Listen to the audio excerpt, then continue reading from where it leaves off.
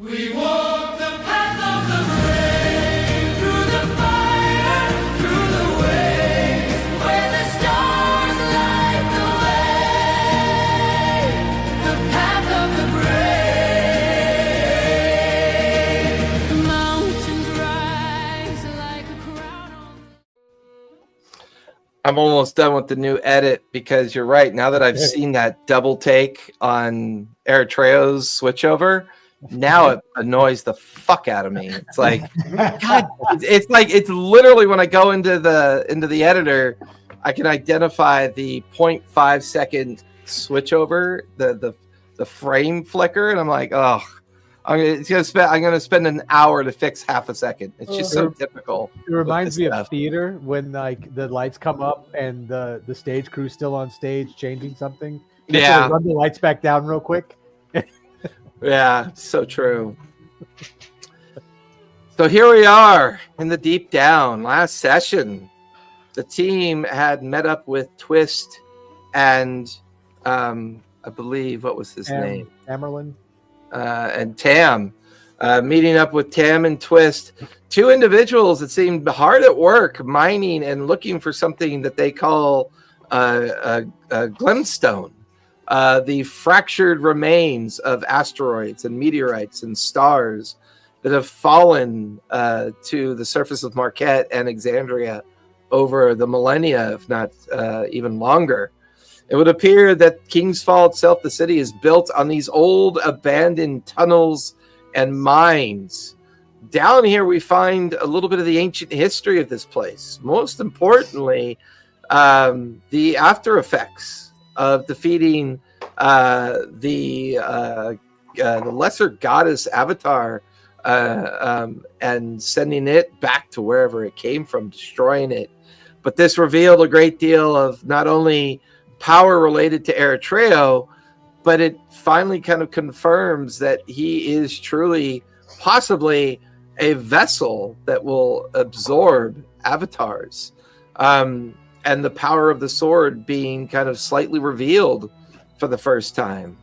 The team then aided Twist and Tam in harvesting a few pieces of fractured remains of the magical stone that kept the lesser goddess trapped in that vessel, and realizing that it is fragmented remains of glimstone. Not a lot, not a terrible amount, but more than anyone could possibly imagine, as you guys helped it all be harvested. Eritreo had an almost kind of bout or battle with their own will of understanding the power and the connection with Divini. Team gathering themselves together. Melody and her sister agreeing not to immediately leave for the safety of all the different havens that keep the Fae folk safe. But the team once again ready themselves and begin that final journey through the remains of the deep down, hopefully at some point to find a passageway up into the subterranean region of King's Fall and eventually into the city as well. Did we take a long rest, or Nope. did we? I don't I think we just took a short rest. I think that was an I do After think the we fight. took a short rest. Yeah, I think after the fight we took a short rest, but Yeah. we were picking at the glimstone and all that stuff. Yeah. You guys are now wandering the tunnels once again as Tam and Twist are guiding you through these labyrinths of turns. But during One of the last things I did in the last session though was to replace the gem for my homunculus with a piece of glimstone. That's right. I didn't know if that had any extra effect or anything. Is anyone else's D&D Beyond not loading their character sheet? Everybody else is what? D&D Beyond. Mine has this error message. I've tried loading it a few times. It says, "Whoops, we rolled a 1 on our authentication check. We're heading into mine's tournament doing okay. attacks." What was Main character for Trail. have you? When was the last time you logged into your account? You know what? I'm not locked in. I was logged out for some reason also when I went to go into it. They had a major patch that forced everybody to be logged out. So this is your, Yeah. I'm in. Last week it didn't run at all for like a day. yeah, it was pretty broken. It was pretty broken. For now, Twist is up ahead. You guys have climbed out of the large pit that you had followed Twist down into. Once coming up and out and back up into that that long cavernous mine tunnel, and seemingly getting back on the original route of making their way out.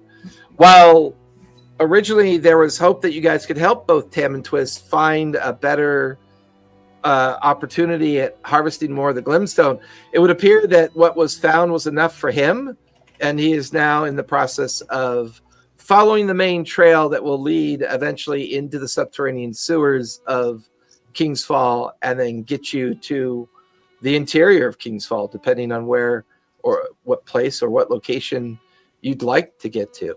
I think when I talked to him, I asked him specifically, like, would like a discrete location to get in and out. So whether that's, I mean, if this thing backs up into his shop and we just use his shop as the spot, great. But that's fair. Yeah. Not to mention it may offer an opportunity to meet the mysterious elf as well, Dormir, and learn if possibly Dormir is as old as the legend lore kind of led to believe when the copper plate was kind of salvaged, and the realization that this event that sealed this lesser goddess happened so long ago. Or how would he react to knowing that it was undone? There's that possibility too. Did we get the feeling that the lesser goddess was defeated or scattered?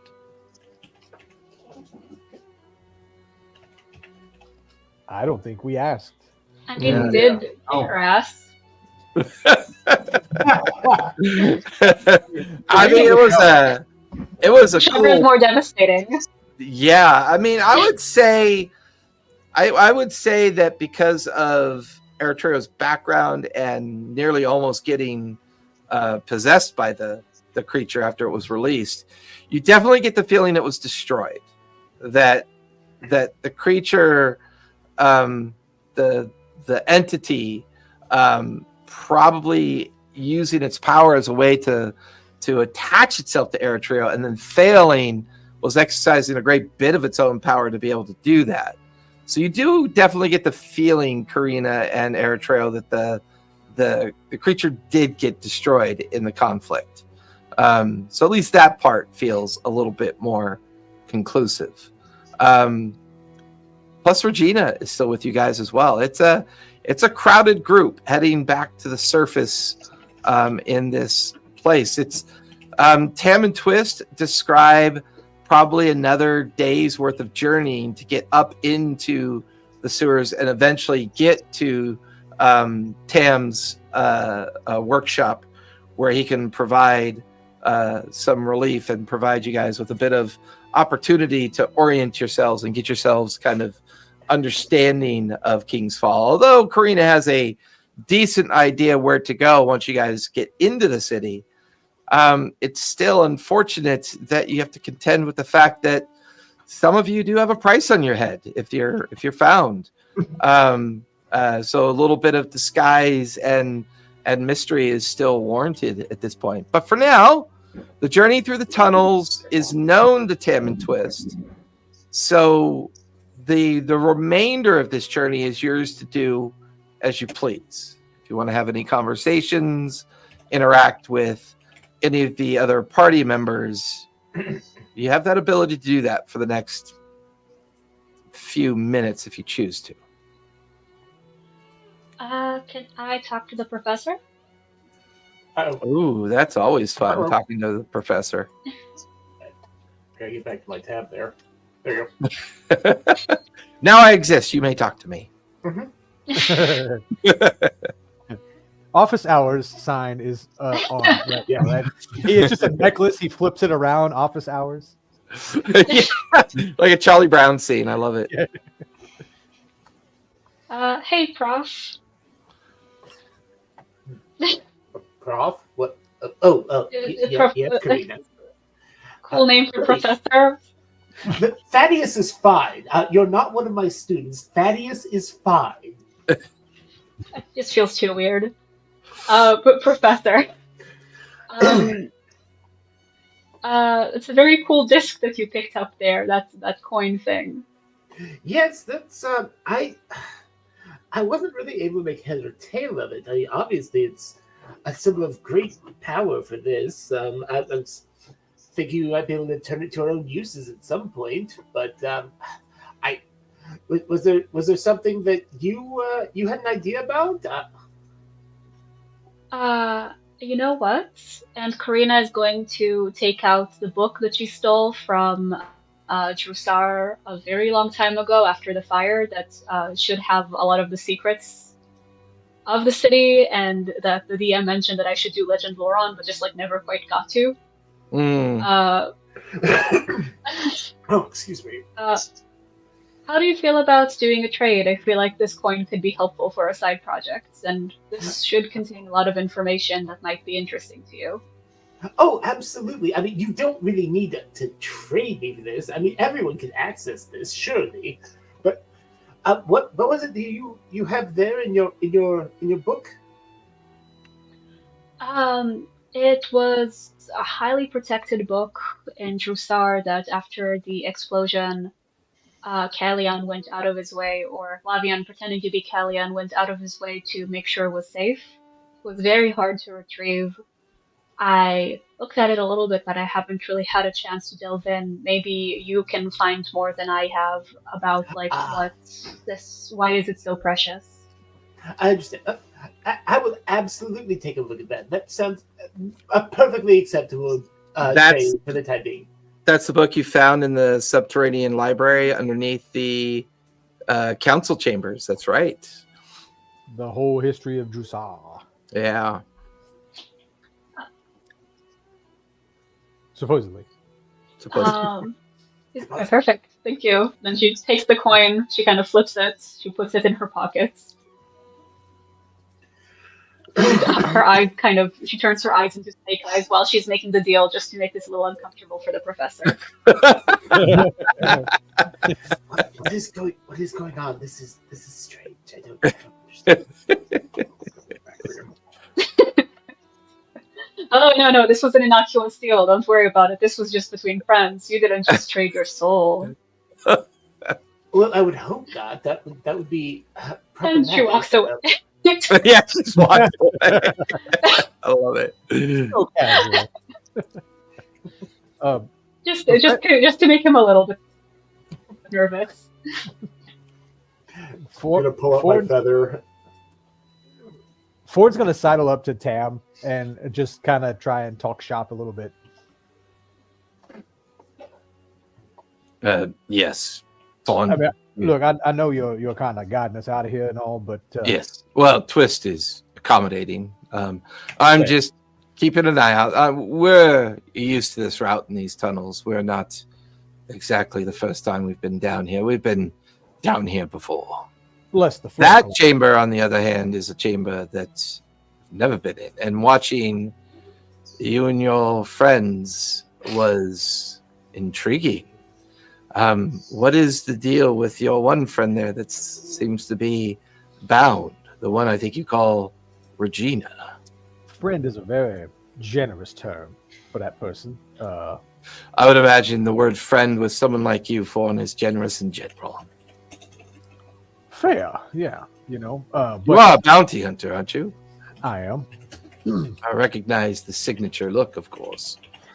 It's a nice hat, isn't it? It's a big, wide brim there. It's more Not about very the useful demeanor. down here. Oh, fair. It's more about the demeanor and the specialized tools that you have. Are you? Speaking of tools, Yes. look, that glimstone, and you mess with it. I've never really used it before. I did, and like my little homunculus sidles up. I did replace the gem in my homunculus with it, and I don't really notice anything quite yet. But Yes, the stone fragments that we found were quite diffused due to the damage that was caused when the chamber came apart. I would imagine that Mage Dormer would be happy to reinfuse arcane energy into the stone.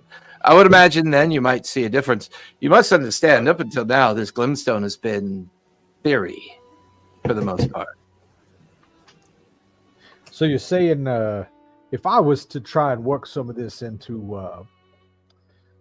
I don't know, some kind of ammunition or at least some kind of extra oomph to my rifle here, that I'd probably need someone like Dormir to give me a little infusion with it after I get it on there. Depends on your purpose or your intent of the stone. I have not done enough investigation of it to truly know its full potential. I know that it is said to have a magical enhancement. I believe that once Dormir works with it, he can enhance pre-existing spells, pre-existing magic, pre-existing items. Once again, the need that he has for locating a particular object was always the main drive for coming down here. It never occurred to me that I would find it already refined and ready to be used. I assumed I would find it somewhat like a raw ore or a component, more so than an expectation of something that had already been used a long time ago in protecting a chamber to keep a goddess that goes by the name of Negan or Nagin, in the sense of using that magic to keep the goddess trapped. I am as surprised by that as the rest of you were, but I did not get a chance to thank all of you for saving Twist when she fell down the pit. That was very appreciative. You're welcome. You are our way out of here, right? So you are skilled enough to find your own way out. I know eventually you could find your own way out. I'm merely a doorstep into the city itself. Right, but you're a doorstep instead of us kicking a door in. So there is some benefit for us to help and keep y'all alive. But it was my pleasure. It was our pleasure. I believe I speak for us all when I say that. Of course. And we got some good stuff out of it too.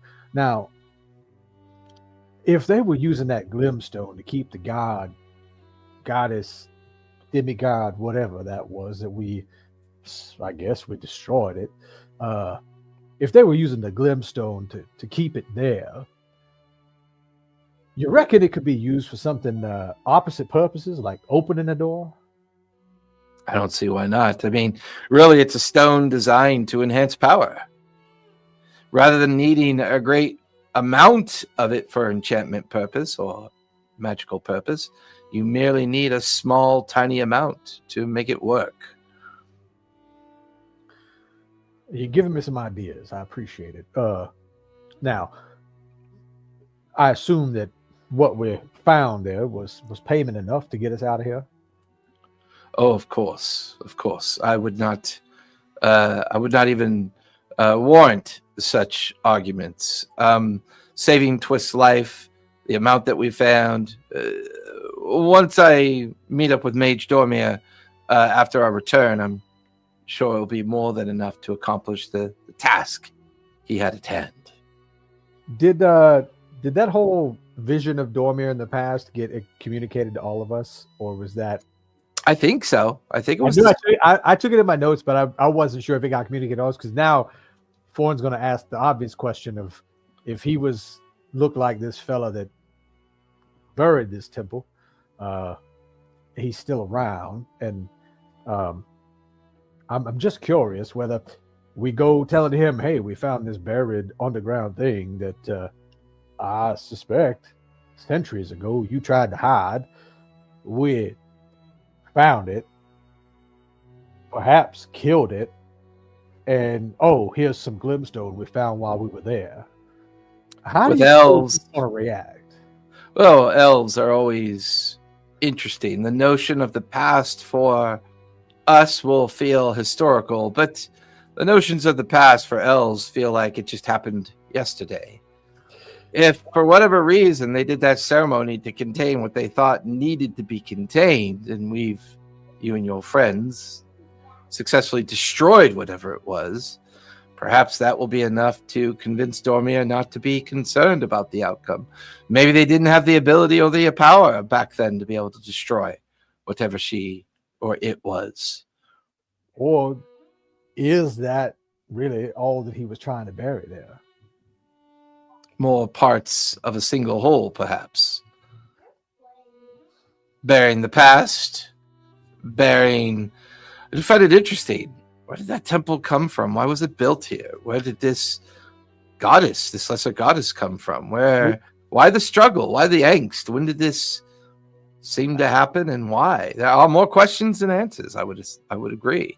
Certainly, but this is not the first temple with 9 statues around the outside that I've come across.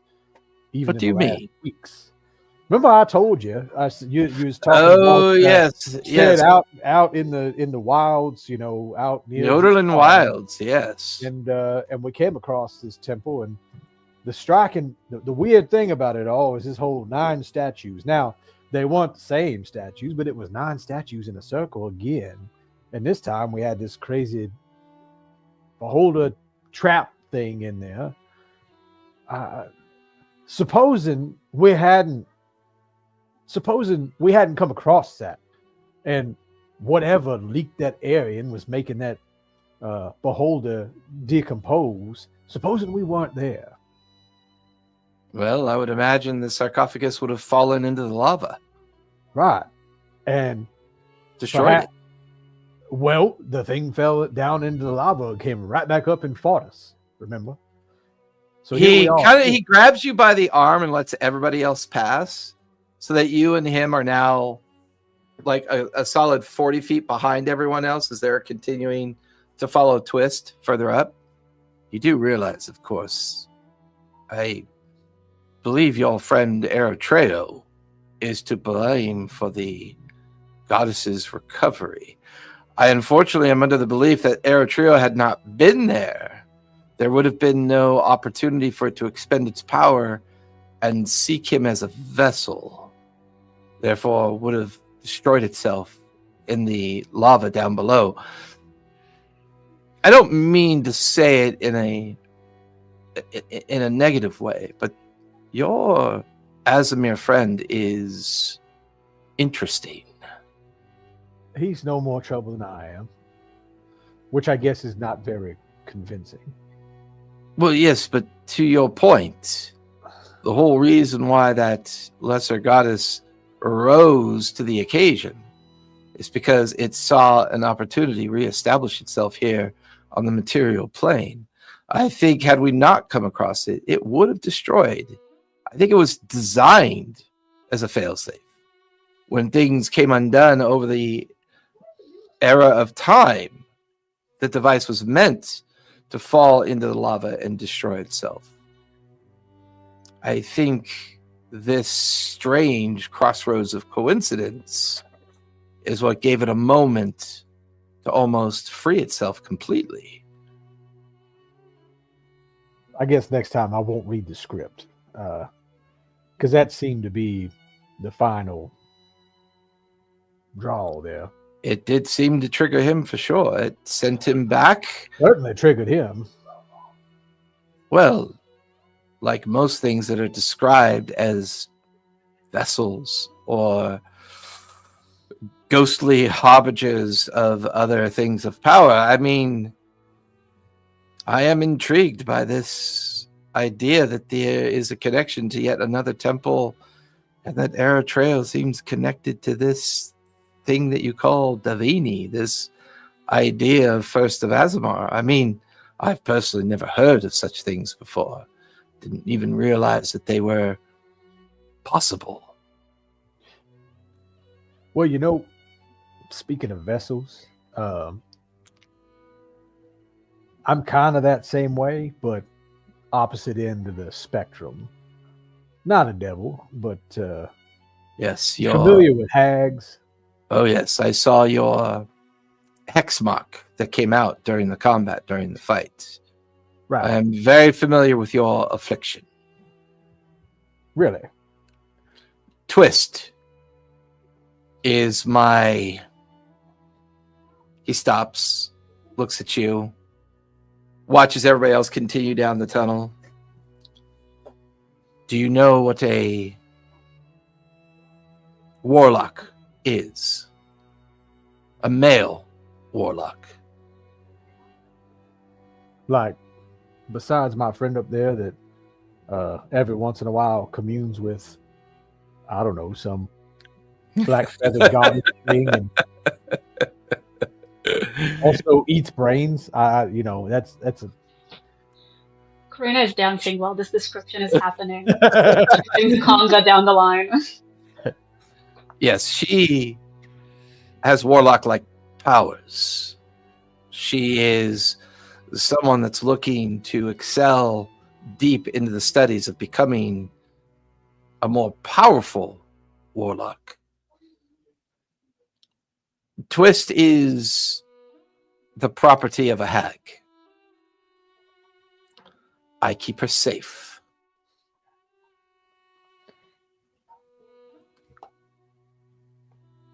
Being as you've got some connections with hags and the Fae is no longer, how is it she can still be connected in such a way? The hag that has dominated her life for so long is now trapped on the material plane with the rest of us, of course. After the events of 10 years ago, this hag fell into a small desert community in the Panagrip Sands. And there it overtook the community. And for the better part of a decade now, it has been using its power in a very different way to garner more followers, to reach out into the material plane, finding those lost souls disconnected from their former hag patrons, touched with the blood of warlock, touched with the blood of the hags. Those hags that perished in the Feywild don't exactly get a free pass over their relationship with those that were connected to them.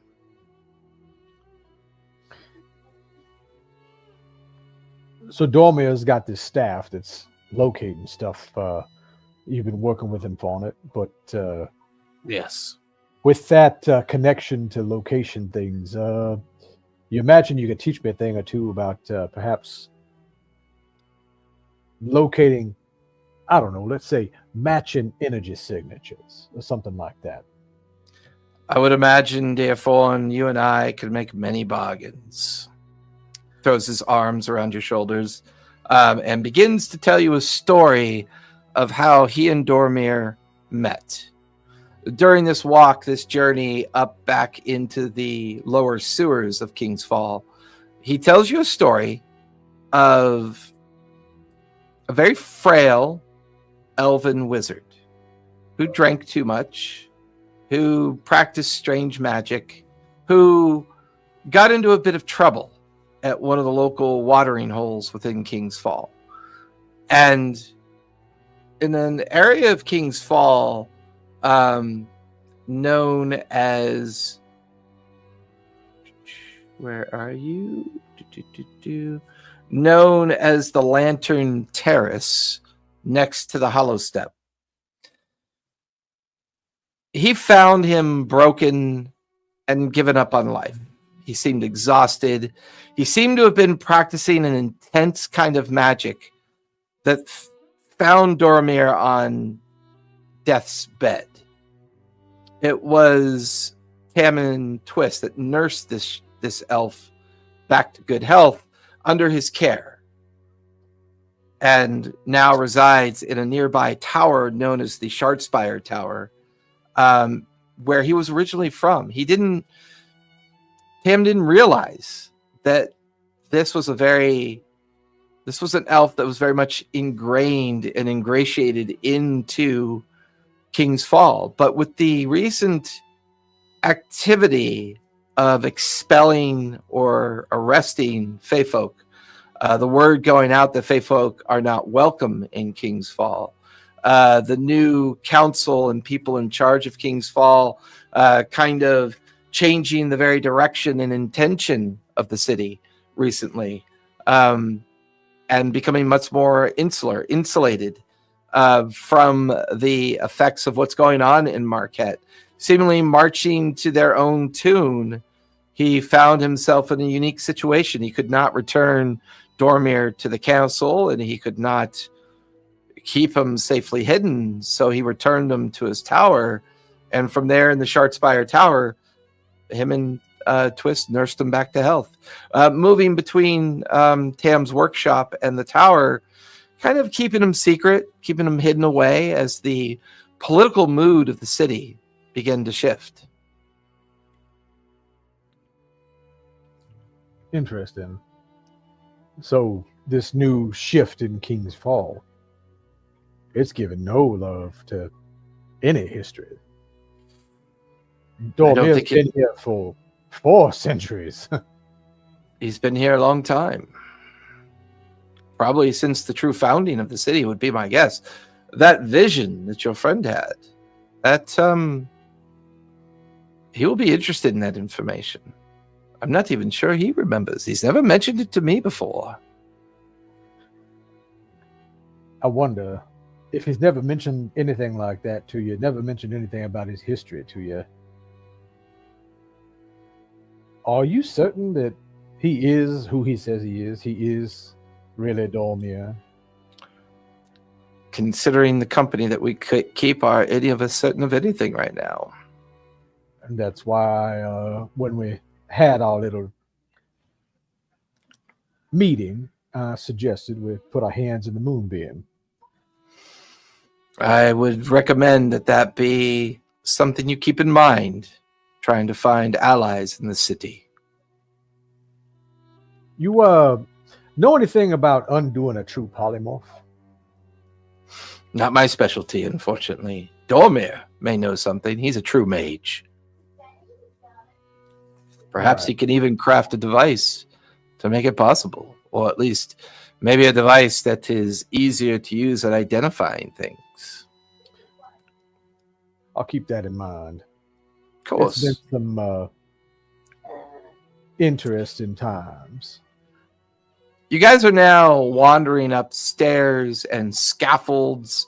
You've come out of tunnels, and now you're up more into traditional kind of drainage and sewer tunnels and systems. Metal scaffolding, old brickwork and rockwork. You can tell that you've transitioned out of the lower mines and are now in like the more of the specific underbelly of the street. Every now and then, coming across dying daylight of sunlight coming through grates, coming through small openings, until at last Twist leads all of you up a final set of wooden stairs. And Twist kind of looks back at everyone. This is going to let us out into a storage alley. Keep your heads down. Keep your cloaks pulled over your heads. If you have skills to keep your true nature hidden, I'd recommend it. And she kind of looks over at Melody and your sister, like kind of pointing at the horns. And like as she cracks the door open to look, you watch as she twists a ring on her finger, and Twist, as her name is, you watch as her tiefling form fades into a much more suntanned, kind of nomadic looking desert dweller. Kind of short cropped hair, tattoos on the back of her neck, on her face, shoulders and arms, wearing kind of like traditional nomadic attire, many layers of light cloth. She pushes the door open as she steps out into the busy alleyways of King's Fall. I'll do disguise self and look like Like, it sounds like maybe dark-haired, dark-skinned, extremely gorgeous woman with flowing hair.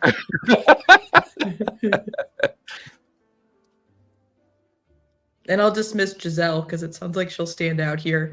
A little. Yeah, there might be a market for unicorn steak. This is Yeah. true. One by one, you guys are all met with the setting sun off in the distance. I will cast Pass Without a Trace, and Thorn is Okay. not keen on trying to alter himself now.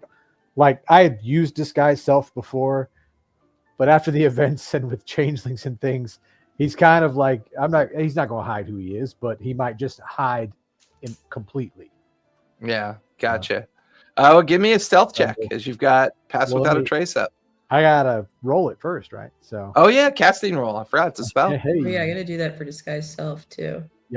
I'm trying to find. There we are. Pass Without a Trace. Okay, second level. All right. Oof. Second level. I need to roll at least a 6. Oh, I rolled a that's nat right. 1. I think I have an inspiration. I'll use my inspiration. Okay, I rolled an 11 plus 6 is a 7. 17. So you're good. Pass Without a Trace goes off. Yeah. Can I try and help anyone? All right, now I'm passing. And I rolled a 10, so that means I have a 32 on a stealth roll. Nice. Karina, as you guys come out into this alleyway, Karina, you recognize this area. You're in the Falls Reach Market. This is a very large open air market that's bordered by kind of a cross between slum-like housing as well as kind of like not so great housing, but somewhat better than slum-like housing. This is kind of the lower end of the city. Looking towards the northern part of the city, you can see the Shartspire Tower off in the distance. And then beyond that, you can see what's called the High Crown, the beginning of the upper district where all of the elite and kind of, those in charge of the city, they're divided. The High Crown is where the castle is, the seat of the council, all those in charge. And there's a secondary wall that kind of divides King's Fall. Everything outside of the High Crown district is kind of left to a bit to their own self management devices. There are local ward keepers, are what they're referred to, that manage all of the lesser known areas of King's Fall. The ward keepers are people that then have to find their way into the High Crown. The High Crown holds a kind of like they hold a court kind of. It's called the Ember Hall Court, which is named after a famous tavern that sits halfway into the High Crown district and halfway into what they call the Falls Reach Market district. The King's Fall is maybe 50,000 people that live here. Most of the people live in either the Shartspire Tower district, the Lantern Terrace, which sits closer to the High Crown. But the lifeblood of this city is trade. People coming in from the Rumadan Desert, people coming in from the Hellcatch, coming up from the southern regions, coming in from the Odoran Wilds, coming down from the northern regions. It's one of the reasons why King's Fall has been a reasonably respected area. But as you guys, what'd you get for your stealth check? 32. 32. As you watch Thorn just literally evaporate into the backdrop of the alleys, he's there somewhere. But for the first time since you used to be in King's Fall a while ago, you're seeing individuals that you don't recognize. They are wearing studded leather armor. They carry spears and crossbows. There is a kind of green icon on their leather hauberks. And they walk in groups of 6 and 10. They seem to be patrolling. Now, the green tabards, the green icons, tell you that they are members of the ward keepers, but you don't remember the ward keepers having soldiers, having units that would actively patrol the streets. As Foreign, you disappear to keep an eye on everyone and follow them. You notice that Twist looks very different. Everybody else who's free to change their illusionary self. Obviously, you watch as Tam immediately activates his ring as well. Now looks like a very tall Goliath figure, a desert Goliath figure. There is 5 wagons kind of making their way through the tight section of the Falls Market, but they have cages on the back of each wagon. Inside each wagon are a variety of Fey folk. Some are elven. Some you recognize a couple satyrs. You recognize a centaur. One of the wagons has cages within cages. These hanging smaller cages that have like pixies and other fey creatures being held inside those small cages. While the ward keeper soldiers stay in front of the wagons, there's another group of them that flank either side and another group that's bringing up the rear. And this is when you begin to hear the occasional epithet and angry word cast out towards the wagons. Get out of here, you freaks! And you watch as a piece of fruit goes sailing through the air and hits somebody being held in one of the wagons. You can see people jeering and howling. Those of you not using the natural environment, Tam slows all of you down, pulls you against the wall. Let's let this pass. I know it's difficult, but Where are they going? Where are they taking them? they're taking them to the High Tower, the High Crown Prison. That's where they all end up. Then a strange ship eventually will arrive and take them away. We can discuss this later. Please, low profile. Do not let these people see you. I can't abide I would like by, to follow it. I can't abide by this. Look, You like literally do that like jump scare thing where you step out of the darkened like archway of a house. Oh, like Tam and Twist just like nearly jump out of their skin. it's the Batman thing where like he shows up and then Yeah, like, he's just he there. steps away and you're still talking. I will not abide by this. Look, to do this out in the open now is suicide. Who says it has to be in the open? Look, if you want to investigate the prison and find a way to save other Fey folk, I understand your urge, but you have to understand times here are different now. People will not help us. They will, if they suspect that we are harboring or are in league with Fey folk, they will turn us in. And the last thing we want are the daykeepers. The daykeepers are not people that we want to tangle with. Please, allow me to How get... do I find your shop? Yeah, look, you go down 3 broad streets that way. There are 4 alleyways over. You see that 3-story structure there? My shop is behind it. Allow me to at least get everybody safe first. And if you do get caught in the High Crown, Born, those are not the people you want to tangle with. Trust me. So we stop him here first. I understand. Born, please. I've worked too hard to accomplish what I've gotten, and I've worked too hard to keep Twist safe. I'm telling you, you gave me the location. We'll make our way there. We won't bring anybody with us. Go now. 3 broad streets down. There's 4 small alleys. The 3-story building, you're behind it, right? Yes. Okay. Are all of you going? I'll turn back to the rest of everybody. I'm with them.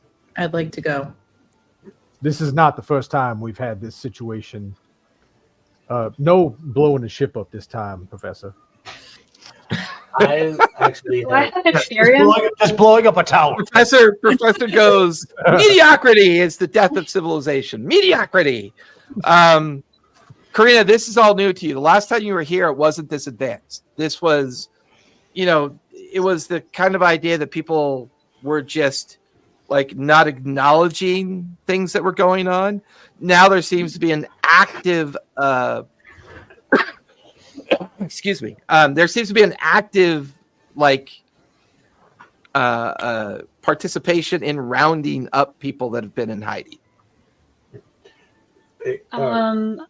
Do I have experience with the prisons there as far as like back doors? No, but you do know that Falls Reach Market.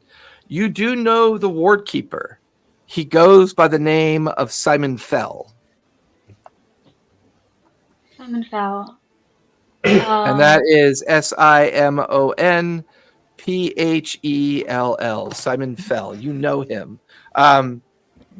He is one of the few that you suspect may not actually be in league with changelings within Falls Reach. Okay, so I will try and take the form that I kind of took when I was there, that people would maybe recognize me by.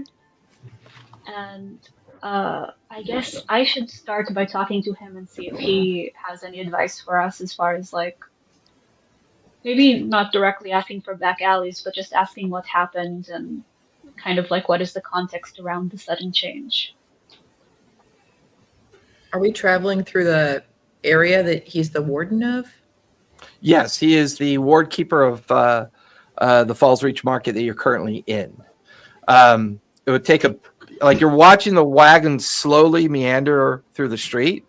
And you can tell that it will eventually go up a long rise of a road that leads up towards the big wall that kind of demarks the difference between the High Crown and the Falls Reach Market. So it's pretty it's got that Mideastern bazaar market, like expansive kind of feeling, commingled markets with commingled housing. There's one main road that seems to wander through this district, and it will eventually reach what Karina knows to be the High Crown Gate, which is this massive, gate-like tower structure that keeps the High Crown district separate from all the other regions within King's Fall. Can you impersonate Simon and reroute them? I can do that. I'll set up an ambush for us then. If you reroute them, I'll set up an ambush for them. But I'm not trying to fight the guards. I just want to get the Fey folk out of there. So if we can hash this out real quick. But they have to have a chance to run. There are guards everywhere. We I think have it's also the hole. They can survive for a limited time in the hole, long enough for us to get them in, get out, and then let them out. How long can they survive in the hole? 15. 15 minutes? Oh, that's a long time. So we've got time to get. So look, here's what I'm thinking. I'll drop a fog cloud on the middle of this caravan of wagons. I can expand it up to 60 feet if I'm lucky. Can we see in the fog cloud? We can't. No, it obscures everybody's vision. Everybody is obscured.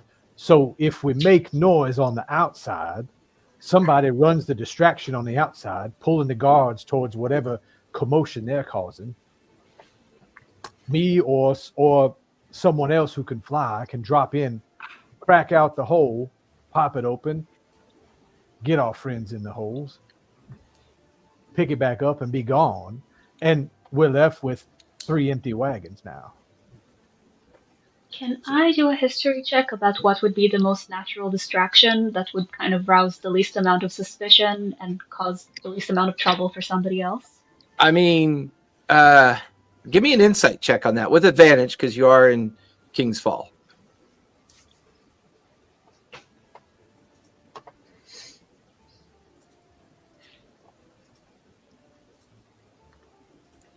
Okay, first one is 23, second one is less than 23. Like most busy market districts, a simulated robbery or flipping over a cart, maybe vandalizing somebody's shop front will definitely create the diversion you might be looking for. Is there any specific form that I can take or any clothes that we can wear that would kind of like, make them suspect whoever we want them to suspect? Oh, you would know about them. There is an organization.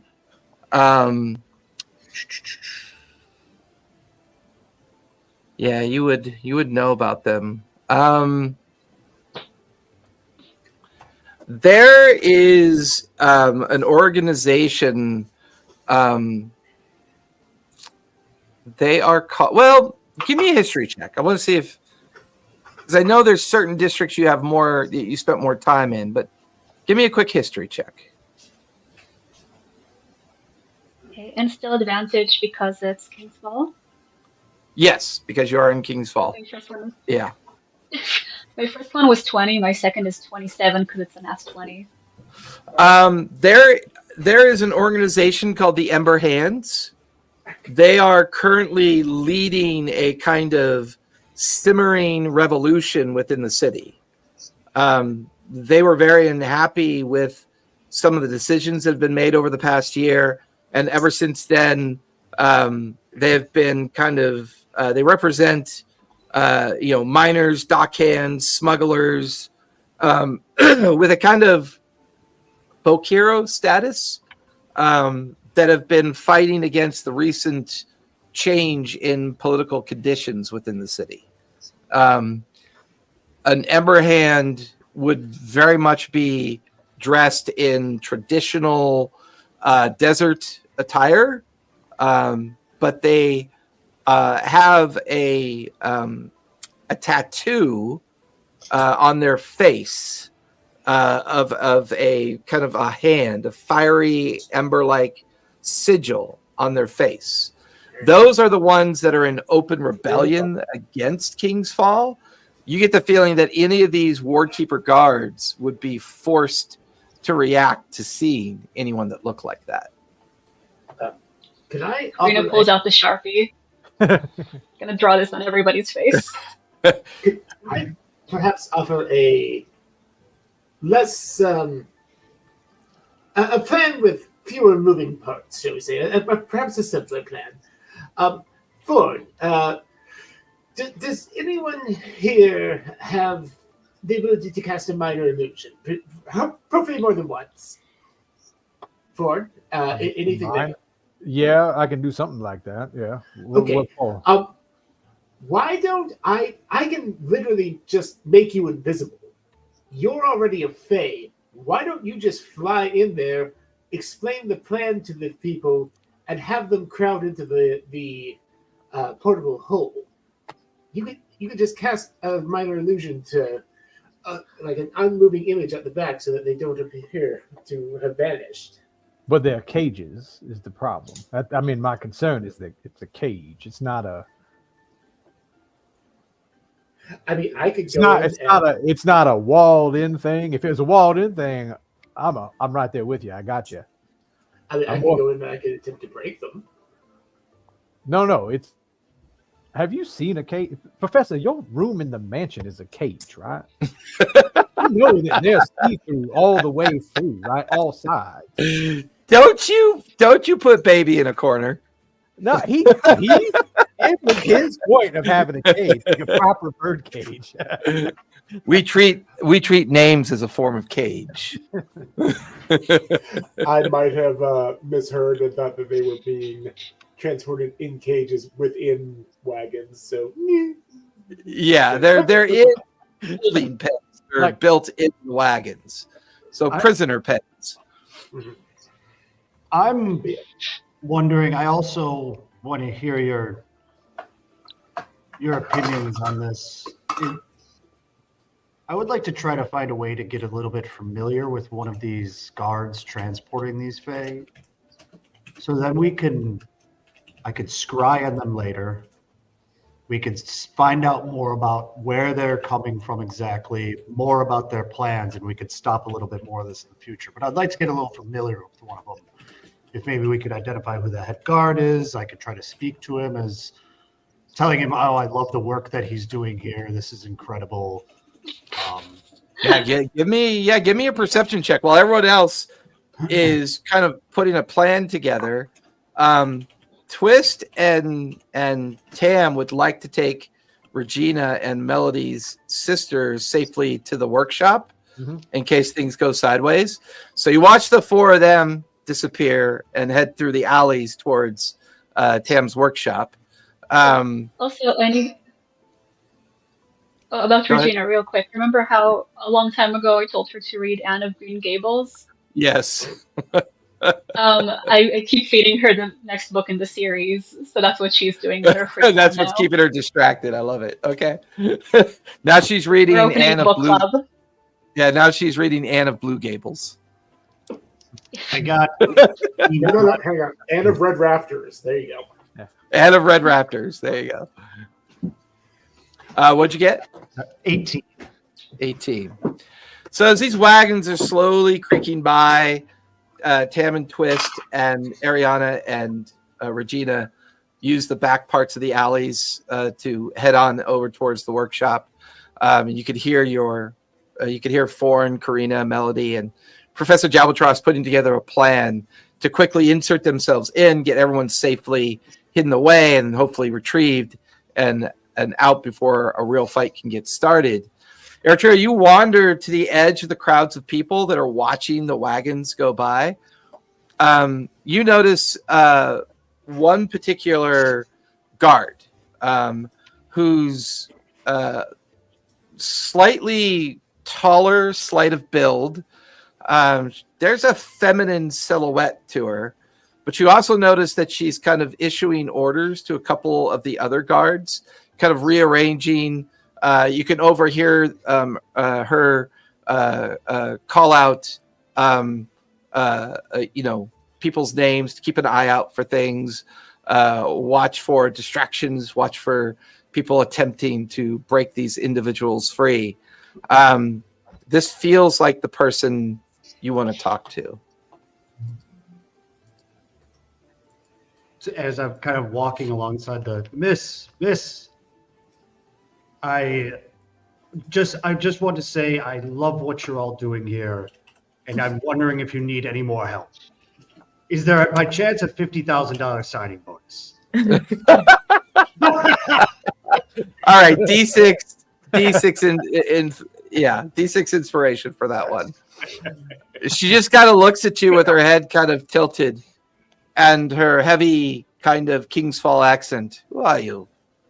Why are you interfering with my work? I'm just an admirer, and I want to help the cause. I find this something I want to be involved with. It seems like If you want to help the cause, then you sign up with the local ward keeper, I believe. His name is Simon Fell.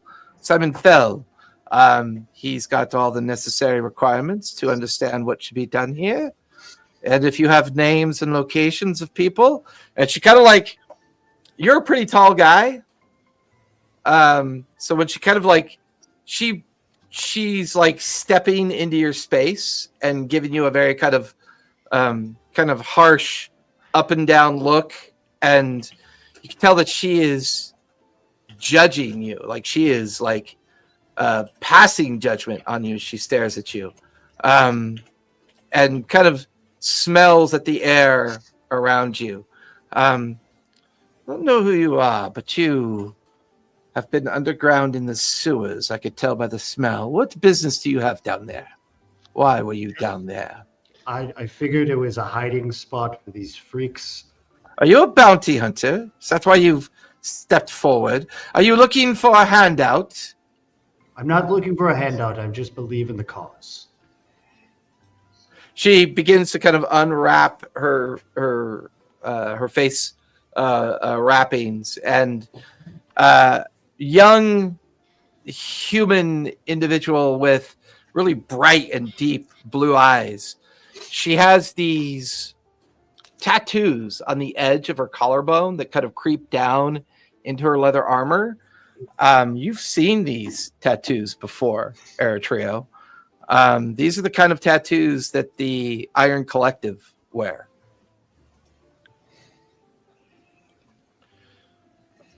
Well, I suppose you could go to the Ward Keeper with my recommendation. I am Dranfel Tibian. I am the guard keeper of this particular ward. These prisoners are being taken up to the High Crown Prison, where they will be dealt with harshly. These ones have been captured while in active revolution against the council and the high ward, and they will be dealt with, publicly. The King's Watch and the execution grounds will bleed red, purple, and pink with whatever color their blood is after the stunts that they pulled. Well, Miss Tibian, I appreciate it. Do you have a business card, some sort of item I can pass along to show that I really met this person? And I want to help as much as possible, as fast as possible. Give me persuasion, as you are now deep in your story. Use my inspiration on top of that. All right, that's an 18.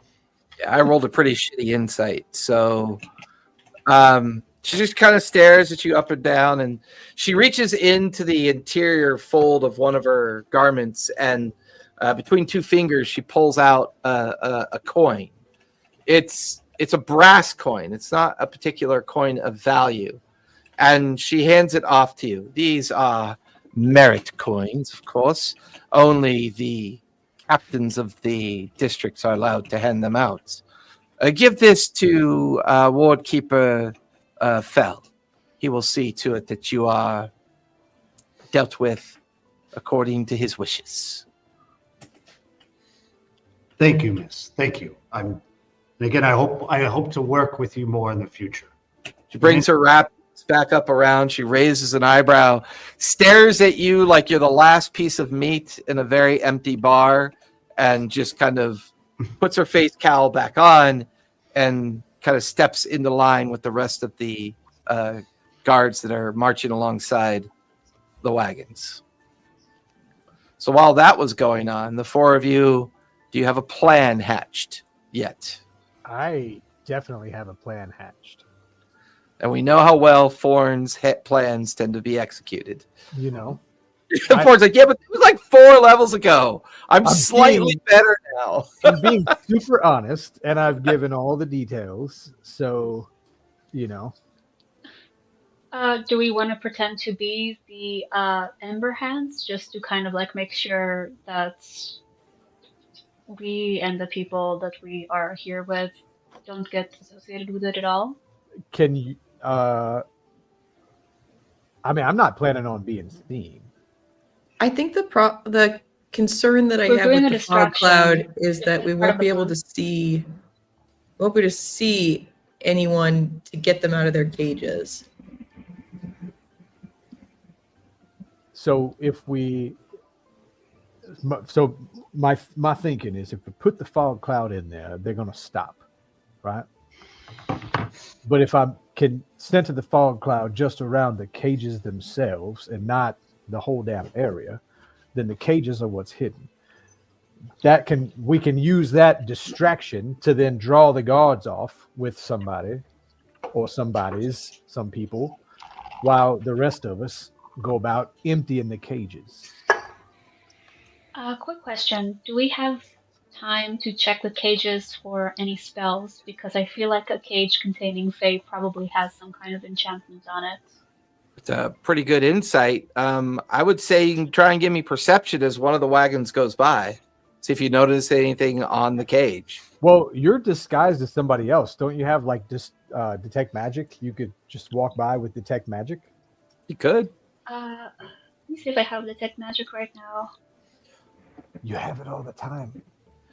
Yeah, I think it's one of your innate abilities. I mean, well, You are? with our spell thing, remember we don't have spell book. We don't have the limitation. Oh, we're not of- doing that anymore? Okay, hell yeah. Yeah, That's awesome. There are going to be some very terrifying consequences to that. Yeah, I I'm mean not the only excited difference for all of between that. the only difference between a prepared spell and an unprepared spell is a prepared spell you get to use your spell attack modifier. An unprepared spell you only use your spell ability modifier. That's the only difference. Ah, awesome. That way it gives Okay, you more so- choices and a lot more options of spells. So I'll go do. I think I have it in my. I think I have it in my cantrips. Does that affect it's a anything? ritual cast too. It's Uh, a ritual cast too. There's loud pigeons in this alleyway. I mean, I have it, but I'm hidden out of the way. I'm not, trying to be visible. Well, I only you're have also it having a for a wall. conversation with them too. I'm down with them right now, but I'm not going to go walk up next to thing. I'm going to Right. hide. Yeah. Right. Yeah. I'll try to do detect magic on one of them. Okay. So as you have the bubble of detect magic up, we'll say it was a ritual cast that you were preparing upon entering into the alleyway as a way of, protection. And it's up for 10 minutes. As each of the wagons pass by you, there are glyphs or there's wards on the cages. They are wards of lightning bolt. If anyone tries to open up the cage without the proper device to open it, will suffer a significant lightning shock. I see. Can but I you know- also do an insight of what kind of device we're looking at? So, I mean, presumably the guards have that device. It's probably linked to their keys. There's probably a key that they have, and that deactivates the ward and allows people to either be put in or pulled out. It's that moment you guys watch as the entire wagon train comes to a halt. The rear wagon is 40 feet away from you. You could see some kind of scuffle has broken out up ahead, and you're watching as 5 of the wardkeeper guards are dragging somebody out of a building, and they look to be Aarakocra. I want to fly up there to the scuffle if I can see it.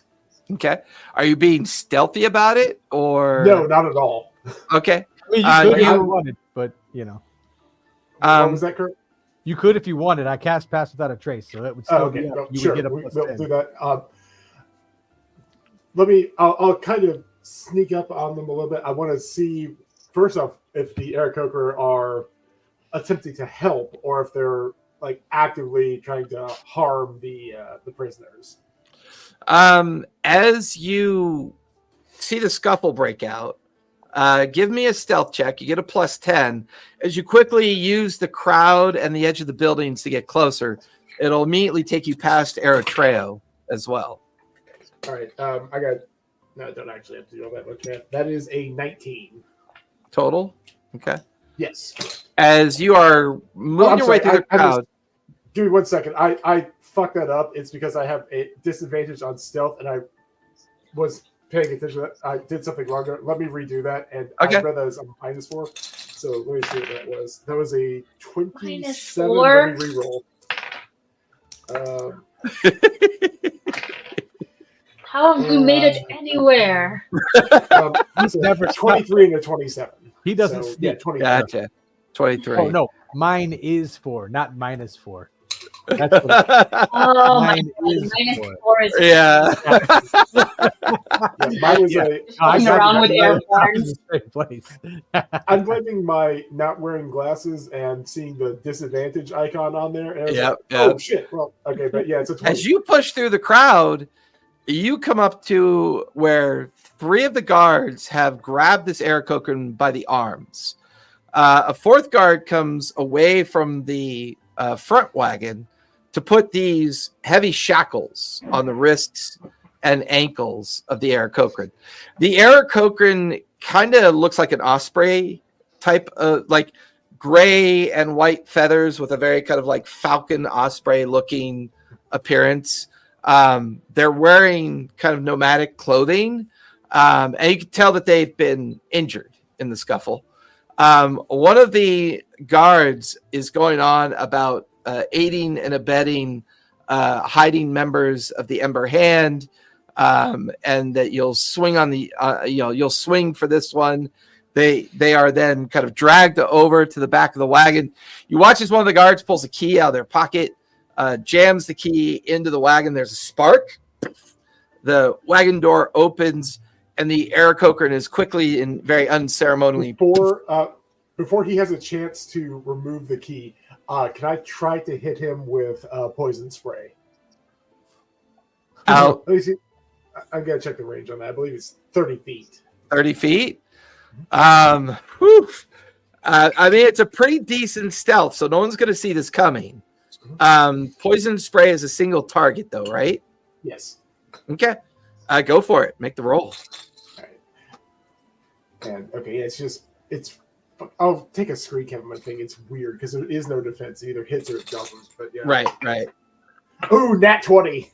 Ooh. Okay, so max the damage and then roll damage again because that is a crit. All right.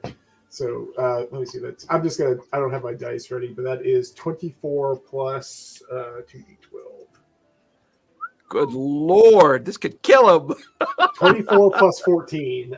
So he takes 38. 38 points of poison damage, right? Yeah. So, as you are kind of hidden amongst spectators at the very edge of all this kerfuffle, you watch as the guy pulls the key out, jams it into the lock, turns it. The moment he turns it, and there's a spark, you kind of, I don't even know what this looks like when you use poison spray. Does it come out of your hands, or is it like I reckon this mama is bird feeding babies? It's think I he mentioned flies this last above them, and it's this like white and black. Oh, too soon. I don't know if it's worse than that or not, but albatrosses in the real world and a couple of other seabirds, to discourage predators, what they can do is they keep, like, when they like partially digested oil in their crop, it's like a high and but if they're So you spit this vomit poison people? spray out. Yes. Yeah, I just Okay. yeah. So I just You're kind of like hidden amongst everyone. You spit this out. It slams into the face of the guard who's put the key in, and you just watch as as the poison spray strikes, it goes right into their mouth, up their nostrils, and into their ear, and they immediately begin to gag. They drop to their knees, leaving the key in the door. Drops to his knees, face first, and there's like this sickening kind of wet sound as his nose just falls onto the ground, and he's not moving and he's not breathing. One of the guards points over to what happened, and they all begin to rush over to where they could see their comrade's like covered with some kind of goop, and he's unconscious on the ground. You have a distraction here. Those of you that just watched the professor do this realize that there's a proper distraction that is now kicked off. I'm taking off towards the first cart because this was at the last cart, right? No, this is at the first cart. Oh, okay. Well, then I'm going to the last You cart. guys are standing right by the last cart. Okay. So there's one cart up front where the distraction is taking place. There's the very last cart, which is the fifth. The other three carts are sandwiched in between. all right. Can I take a wild guess and assume that? Oh, sorry. Can I, as a free action, can I just yell something? I'm gonna try in Aarakocra first, just something like "rally to me," or it's like, help your friend. Just trying to get the Aarakocra to notice me. Okay. And Ford, you're heading for the first cart. The last card. You're at the first card. I'm heading. You're at the first card. He's heading for the last card. I'm gonna explode out of the crowd. Can I determine who of the guards is the most likely to be the one in charge? That's the one nearest to Eritrea. You look over your shoulder, and you can see the guard that Eritrea was talking to standing by the third wagon. She is already barking out orders to deal with the injured guard, yelling out to get the crowd under control. All right. Is there the ones that are at the cart near me? Is there one that's like a sergeant, essentially, like someone that might be like the leader of this particular group, or is it all just kind of rabble? Hard to know. They just all look like guards who are responsible for escorting these prisoners. The guards at the first card are all, one is holding the Aarakocra. The other one, the others have gone to the aid of their fallen comrade on the ground. All right. So the ones that are near the guy that I just poisoned, I just want to try to find like the biggest, the one that I judge to be the biggest threat. Like whatever, if there's one that's burlier or. What's your passive perception? Bad. 9. Yeah, it's to you being an Aarakocra. These guys all look the same to you. You have humanoid. So I'm just going to pick one at random then. Okay. So roll whatever the hell you want there, and I'm going to do a compelled duel. Like I have exploded out of the crowd to run at this. I'm just going to point at one and just be like, "You!" All right. So Professor Jabatros, you did poison spray. You point. You yell out in Aarakocra, "Come to me," or rally to me. You explode out of the crowd and descend on to the guards on the ground. So that's what you do. Who'd like to go next?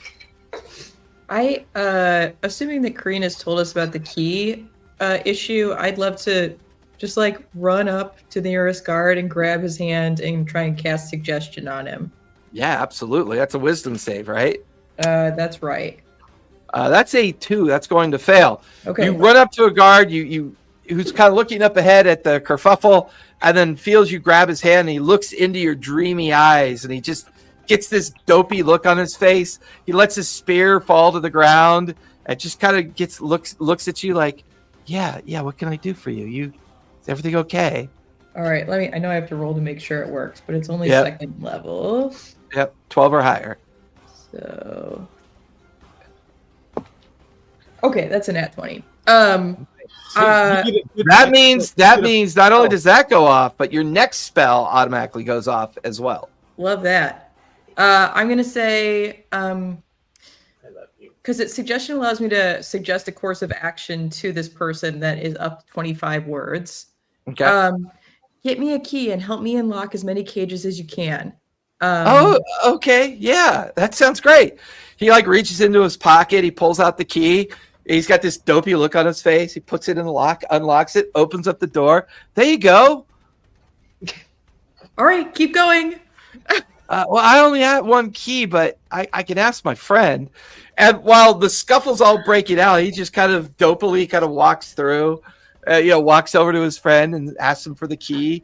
The other guard's like, "What the fuck are you doing?" Kind of looks around to see what's going on, but the guard takes the key from him, goes up to the next one, unlocks it, walks up to the next one, unlocks it. So the 4 rear wagons are slowly being opened. Yeah. Okay. And when I cast a spell like this, that's like a charm spell, I automatically have an ability go off where someone else within 30 feet will get charmed or frightened.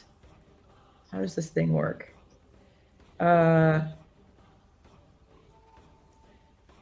Okay, immediately after you cast an enchantment or illusion spell, you can cause a creature you can see within 60 feet of you to make a DC 17 wisdom saving throw. If I'm within 60 feet of the head guard, I would love to do this to her. Ooh. That's DC 17 wisdom. Don't you talk to Eritrea like that. Another wisdom save, right? That's right. And you're doing charm or frighten? I guess I'll do charm if I'm successful. Okay. That is That is a 13 plus 2 is a 15. Oh, so she's charmed by me. She repeats her save at the end of each turn. I'm gonna say, I need you to order the guards to unlock the cages. It's super urgent. She immediately barks that order, which creates more confusion than reaction, because they look and they notice that all the cages are already in the process of being unlocked. They look at her orders. It's now bedlam. It's confusion. Some kind of fight going up on front. Cages are being unlocked. Who'd like to go after Melody as she's in the midst of her charm extravaganza? I thought I had prestidigitation. Prestidigitation doesn't do sound, though, does it? Harmless. It does do sound, doesn't it? No, it's Thaumaturgy. Yeah, I don't have thaumaturgy. Shit, because I was going to call out in. Hang on, let me get through my spells real quick, because this is going a lot better than my plan. So Wait, you can create a harmless sensory effect such as faint musical notes. Yeah, that's true. I'm looking for something to just make me loud. To be honest. They are beginning to spill out of the wagons. Yep. And running in different directions within the crowd. So I'll activate my ring, Okay. fly up above the last, or fly up above the wagons, call out in Sylvan, come to me, and I'll fly back towards the back wagon, like away from where the fight part was happening. Give me a persuasion check. Sure. That's not terrible. That's 13 plus 6 is 19. Nice. You have about 3 dozen Fey folk that are now scrambling towards you. Okay. As soon as I land, I grab the portable hole, flop it open, and snap it into existence. And they are now crawling into the portable hole. Who'd like to go next? Well, if I can, I want to cast. I want to cast a fog cloud just around me where I am, so it just looks like the Fae are running into a fog and disappearing. Gotcha. Okay. So Who'd I'll like to go roll- after? Yeah, go ahead and give me a casting roll for that. Shit. Nope. That one. Hang on. No, it doesn't work. So I got a 9. I needed a 12. What'd you physically roll? I rolled a 3. A 3. Give me a D100 if you would, please. Yes, I would. You know, Not an optimal time for this. well, we're still getting in the hole. 76. It's a higher number. That's not bad. 76. You're arcane, correct? This was a nature roll because it was ranger spell. Ranger spell. So this Yeah, so is more like divine. Not druid divine. This is wild magic nature. 76. 4 bears of For the next hour, beasts and animals that you can see are automatically your friend. Ooh. Which means all of the horses tethered to the wagons Yep. are now your friend. Ooh. I'll wait. Yeah, that is a lot. Yeah. Karina or Eritrea, who'd like to go next? I think Eritrea is are trying any to of still the be the good guy, so he could use that Yeah, I can't token later. I can't get Yeah. involved. And if she sees me, it shakes Ooh, everything. ooh, ooh. Punch Karina. You've always wanted to do that. Make it look good. Make it look like you're trying to help. or it's that, hey, you're supposed to lick these boots. Oh, Hey. Well, I could pretend like I'm trying to help. Yeah. Yeah. Give me deception as you're trying to make it appear as if you're trying to help the guards. 11. 11. Karina, what would you like to try to do? Are there any bodies of water in our vicinity? There are not. There are usual fountain stations nearby for the horses, but there currently is not one nearby, unfortunately. Makes sense. There I'm is kinda one other thing. Surprised what you were going to do now. That sounded interesting. there's some fun stuff now that I know that I can not have to. But there is one thing. Sorry. Ugh. If somebody wants to go first, sorry, I'm looking for a specific. You're last. spell and I'm not finding Yeah, it. you're last. Oh, great. Hi, bud. Eric, Does it feel with- like I'm just gonna look around and see? Go ahead. Oh, I'm just gonna look around and see if is there a does it feel like a specific location needs more help, or there are like a lot of getting? It's pretty Oh, yeah. chaotic right now. Yeah. You saw Forn try to pull something off. He failed to do it, and he's currently helping Faye into the portable hole, knowing that they're quickly disappearing into that. You can see the professors up front in some kind of tussle, some kind of fight. Melody has charmed a couple of the guards to continue to release all the cage doors, and that's created the most amount of confusion. Air Trio is mimicking as if he's trying to help the guards at this point. I am going to cast Darkness, which will be a 15-foot radius sphere of darkness that dark vision can't see through. Yeah, where would you like to to- plot that down on? Oh god. Around Forn. Oh, very well. Does it require a casting roll? It absolutely does, but it's only a second level. So 12 or higher. This is so sad. My God. No, wait, it's 12. It's 3 plus 9. Nice. Oh. Yep. Hey, you we guys both are rolled rolling. three. You're in trouble with You our have a casting plus rolls. 9. You guys are definitely bumped into your casting roll challenges. That is for sure. we both rolled 3s to do the same idea, which was hide. So like Have Ford, a- as you're like, oh shit, my spell didn't go off. Suddenly, everything's just a 15-foot radius of just inky darkness all around you. This works. Follow my voice. Follow my voice. Follow And my they're voice. following voice into the portable hole. Professor Albatross, up front, you are in a tussle with numerous guards. Rather than worrying about making attack rolls, give me a dexterity. No, for you it's strength. You're strength based. Give me a I strength do save. either. I'm both. Okay, well give me a strength save. Oh no! Where'd you go? Dark dice on my dark tabletop. All right, strength save. Yep. Okay, that is a 28. Nice. As you're Plus four, plus tussling, yeah, you're like tussling with them. You're bringing your weapon down on them in groups. You're pulling other guards into the fray. Like one guard goes running by you to go chase after the escapees. You just reach out with your long arm and grab him by the neck, pull him into the melee pile that you've kind of created in this area. A couple cracked skulls, bloody wounds all around you. As another 2 guards go unconscious, you will take half of 20 points of bludgeoning damage from the tussle. Okay, so 10 10 points of bludgeoning. Yep. Further back down the line, Air Trail, you feel guards kind of shoving you out of the way, trying to get towards the escapees. But they think you're trying to help, so they go running. They go running by you. But as they get to the edge of where Forn's got the Fey folk disappearing into the portable hole, the inky darkness shows up around Forn, and then they go blind. Like they stumble into the darkness and immediately kind of tumble out and in and out of the darkness area. Melody, they're not sure what to make of you.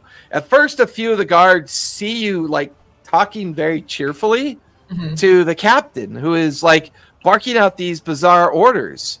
One of the guards comes up to the captain and literally he smacks her across the face, just slams her across the face. She shakes her head, turns to look at you, and she just barks out, "Get her!" And like 5 guards immediately start tumbling out of the chaos in your direction. What skill would you like to use to avoid what's coming at you? Oh shoot. Hey, you got Well, some Tater jump legs, right? I do have some satyr jump legs, it's true. What can I do? Oh, I got the perfect spell for this. I'm going to cast a spell called Switched Form. The spell allows you to change the appearance of 2 humanoids that you can see within range, I think including myself. Yeah. Each target takes on an illusory disguise, making it look like the other target. I'm going to switch Ooh. forms with That is the guard. so good. With the, Oh, I love it. Does it require a casting roll? It does require a casting Go roll. for it, because you guys have been burning bad casting rolls. I love it. Okay. It's only 2nd level. So 12 or higher. Okay. I just don't have good modifiers. Oh, wait. No, it automatically... I got a 19, but it automatically succeeds. 'cause Oh, I'm that's a- right. That's right, because your next spell automatically succeeds. So, all of a sudden, you look like a guard. I and look one like of the other, the head guard. you look like the head guard, and the head guard now looks like you, Yeah. which causes all the guards to kind of skid to a stop, and they turn and look. Oh, she got bite. Get her! And they like turn, and they start chasing after the head guard that now looks like you. Yeah. They immediately catch up to her. They grapple her. She's on the ground, and she's getting repeatedly pummeled on the ground. As they are trying to get her under control. You're going to be shouting, like, silence her! She can cast spells! Like, gag her! Thorn, crossbow bolts and spears are being thrown into the darkness. Give me a dex save with advantage because of the darkness effect. Sure. That's a 15 plus my dexterity is an 8, so 23. Take half of 18 points of piercing damage as you're able to dodge the majority of the spears and crossbow bolts coming in as you continue to every now and then you see a guard kind of break through the surface of the darkness, and you kind of like just shove them away back into the darkness, giving the Fey folk more time to disappear into the hole. Karina, you feel 2 people crash. Hold on a sec. Karina, you feel 2 people slam into you. 2 guards saw what you did, casting that darkness spell over by Thorn. 2 guards kind of like slam into your rib cage. What skill do you want to try to like use to lessen this impact? These 2 guards grappling at you. I think I'm just gonna do Sorceress Burst, which is a cantrip, and it's just like a bunch of energy, poisonous energy emitting out of me. Yeah, I love it. It bursts out of you. Go ahead and roll damage. That's gonna be 11 damage. Yeah, 11 points of sorcerer's poison damage kind of bursts out, causing the 2 of them to immediately kind of like grab at their face, let you go. Your ribs feel a little bruised as you take like 5 points of bludgeoning damage where they kind of grabbed onto you. It's now complete chaos at this point. Everybody is like in the middle of this, now beginning to organize into this chaotic melee, kind of going up and down. It's at that point, all of you hear an explosion further up ahead. You then hear another explosion further out into the market.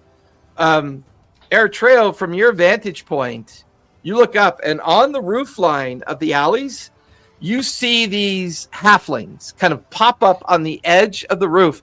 They have these tattoos on their face of like a burning hand. You watch as a group of them have crossbows. They point down into the guards. They think you're helping them. So give me a dex save, if you would, please, Eritrea. All right. You said dex? Yep. 17. The rain of arrows pelt down into the guards. You'll take 8 points of piercing damage that was halved from 16 because a couple of the arrows barely glance off of you, kind of like scratching you across the neck and face. But you watch as one of the guards takes 4 bolts like to the neck. And the guard just kind of falls over dead on the ground.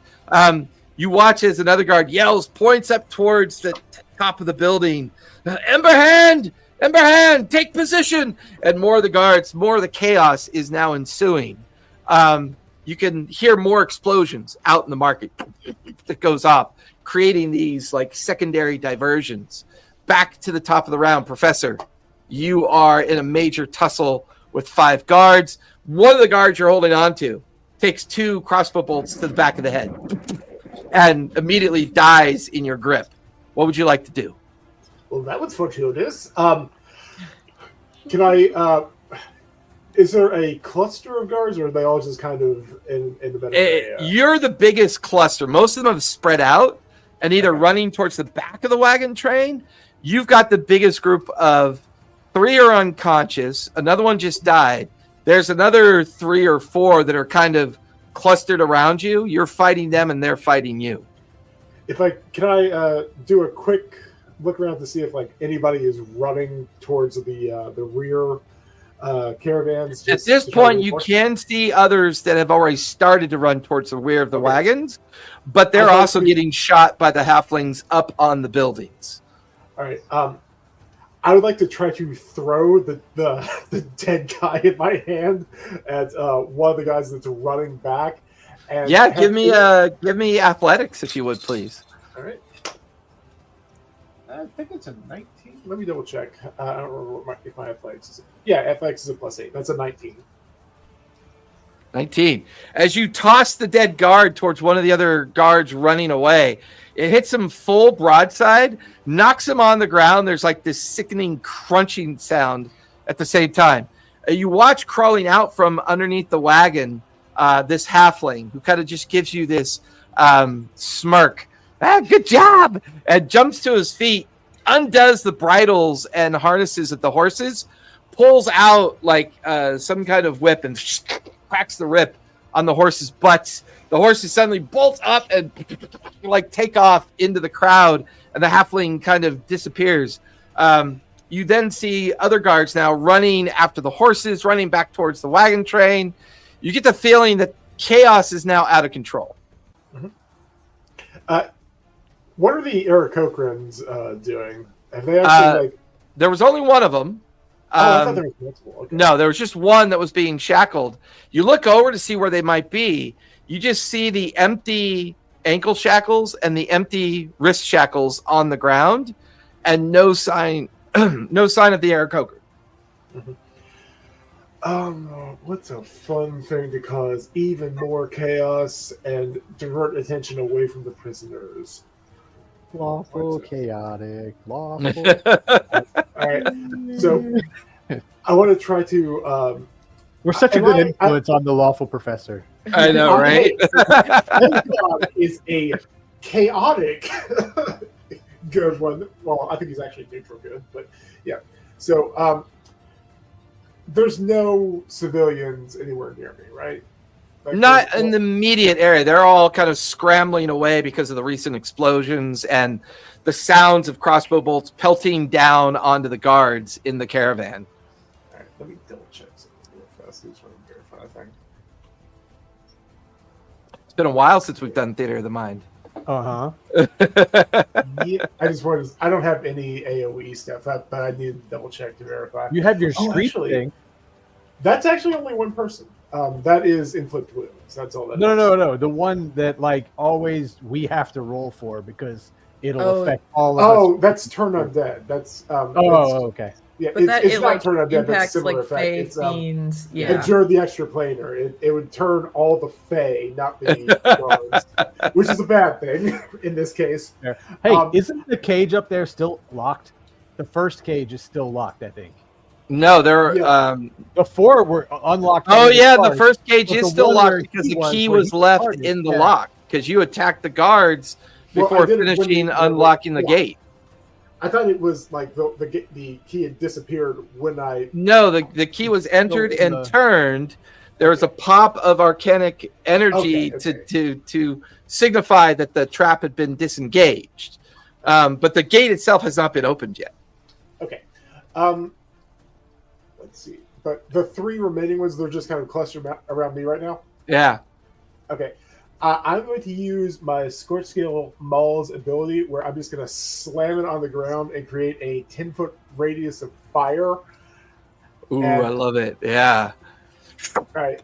He watches this 10-foot fire ring erupts from your maul, and it spreads out, and it slams into the other 3. Go ahead and roll damage. All right. There isn't actually a damage thing on there. It just says it's fire. So what do you want me to roll for that? Oh, it should be, I believe, 2d6 fire damage. All right, I'll roll that real fast. But yeah, It was never actually specified because it's situational. It's not like an attack. Oh, I thought it just set it on fire. Yeah, pretty much.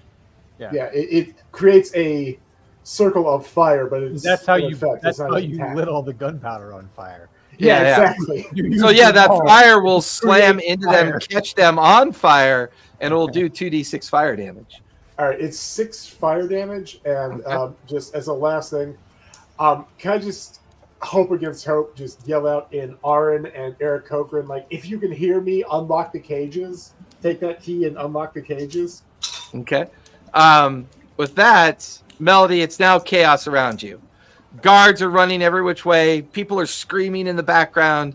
These strange halflings with like tattoos on their faces keep popping up on the edge of the building, shooting down. And now you're beginning to see halflings come out of the crowd, and they're severing the harnesses that hold the horses tethered to each of the wagons. All the wagons are empty now. Foreign has been in the midst of getting them out of there.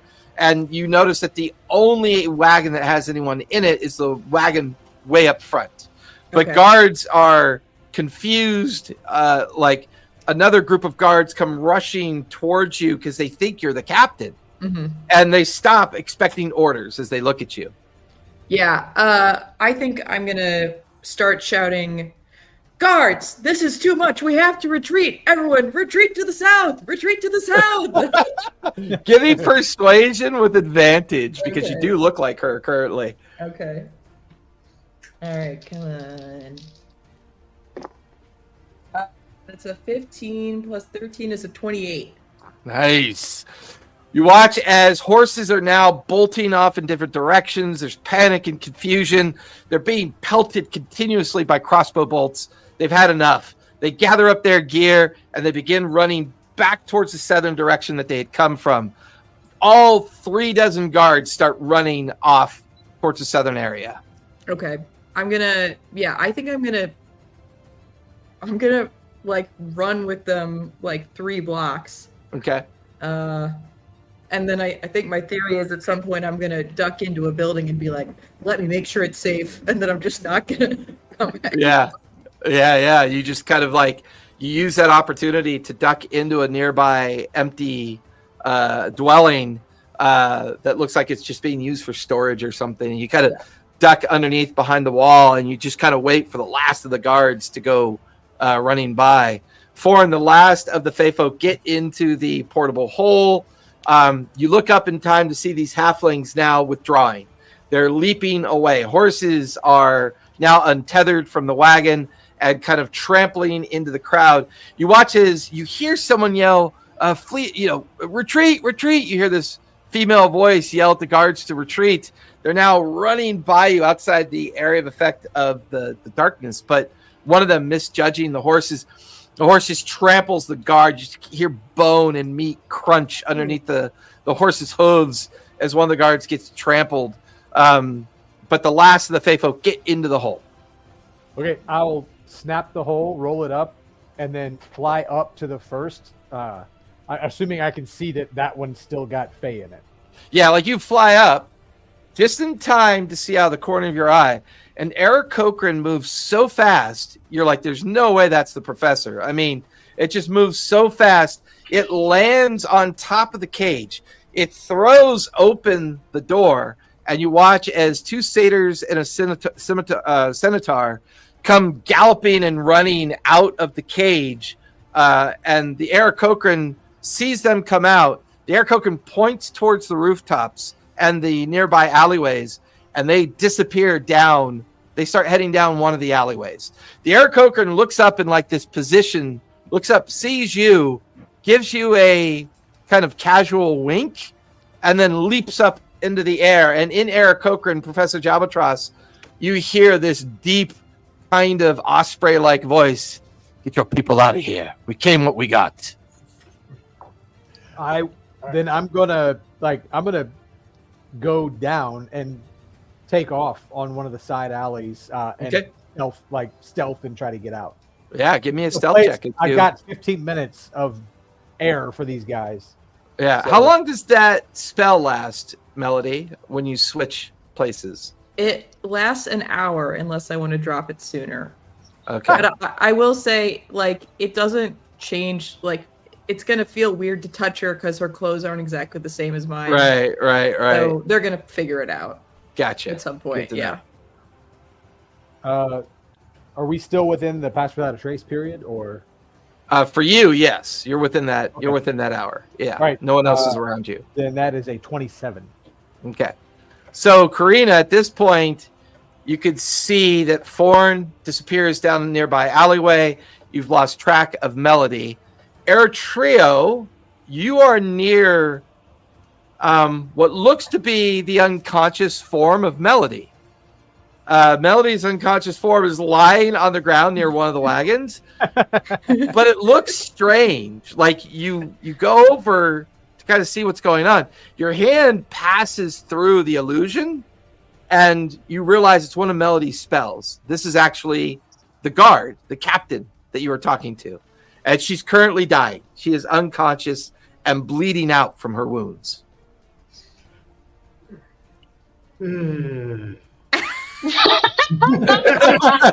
Do I save her and get that in I want, or do I take the win? Wouldn't be the first bad guy. Can I suggest a third option? You're nearby. You and Eritrea are the only two that are near each other. You know, I'm gonna chop her head off so I can eat her brains. There's no easy way to say this. But you don't know it's not me. Yeah, as far as you know, Eritrea is looking at the unconscious form of Melody. I'm sorry. Anything dead around us. Like Karina Just gonna comes cut her racing head off. over to you, Eritrea. It's Melody. Yeah, you're like, oh, it's Melody. You put your big meat cleaver back on your belt. I can absolutely just see Karina. Put away my She would have chopsticks. wanted it this way, just digging in. Like the At some point, we're Melody gonna would have have to work in the wanted me works to have a not final good. meal. the thing should be like I want to save her for the fact of like getting in, but last time I saved the life of a bad guy, it went really poorly for us. It did. I will allow you to digest the trauma any way you wish to.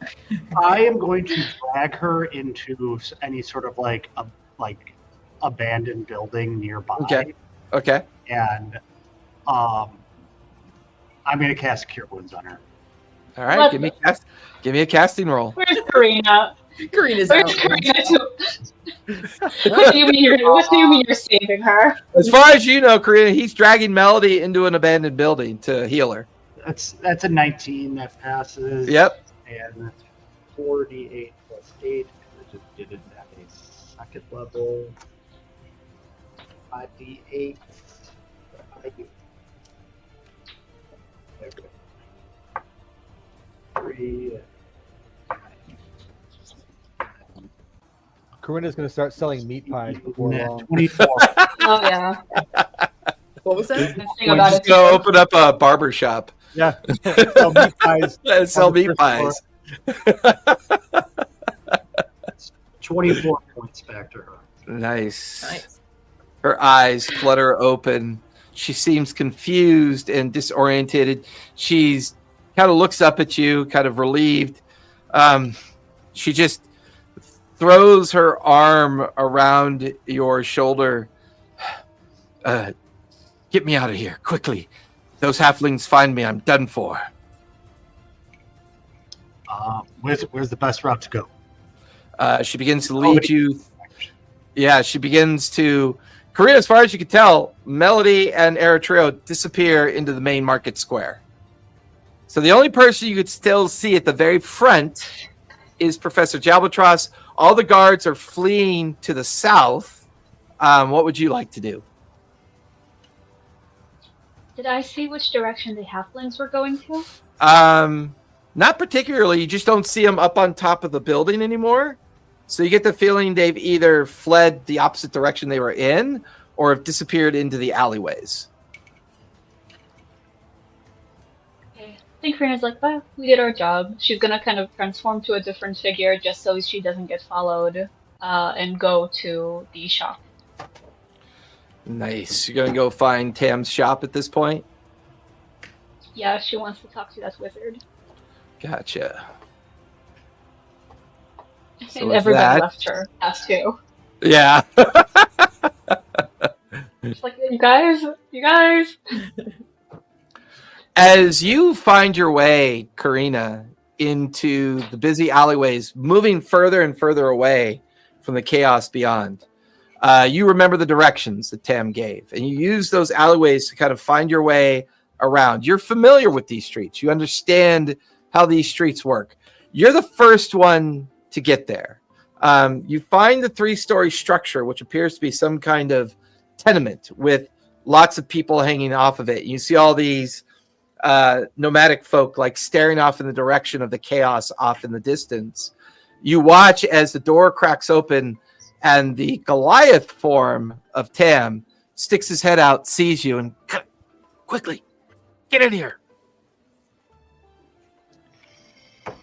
Can I casually walk in? Or casually get in here. Yeah, come on. You walk in, there's like, I pass him on the way in. and his engineer's shop is like really cool. It's partially above ground and partially below ground. It's made of solid like sandstone.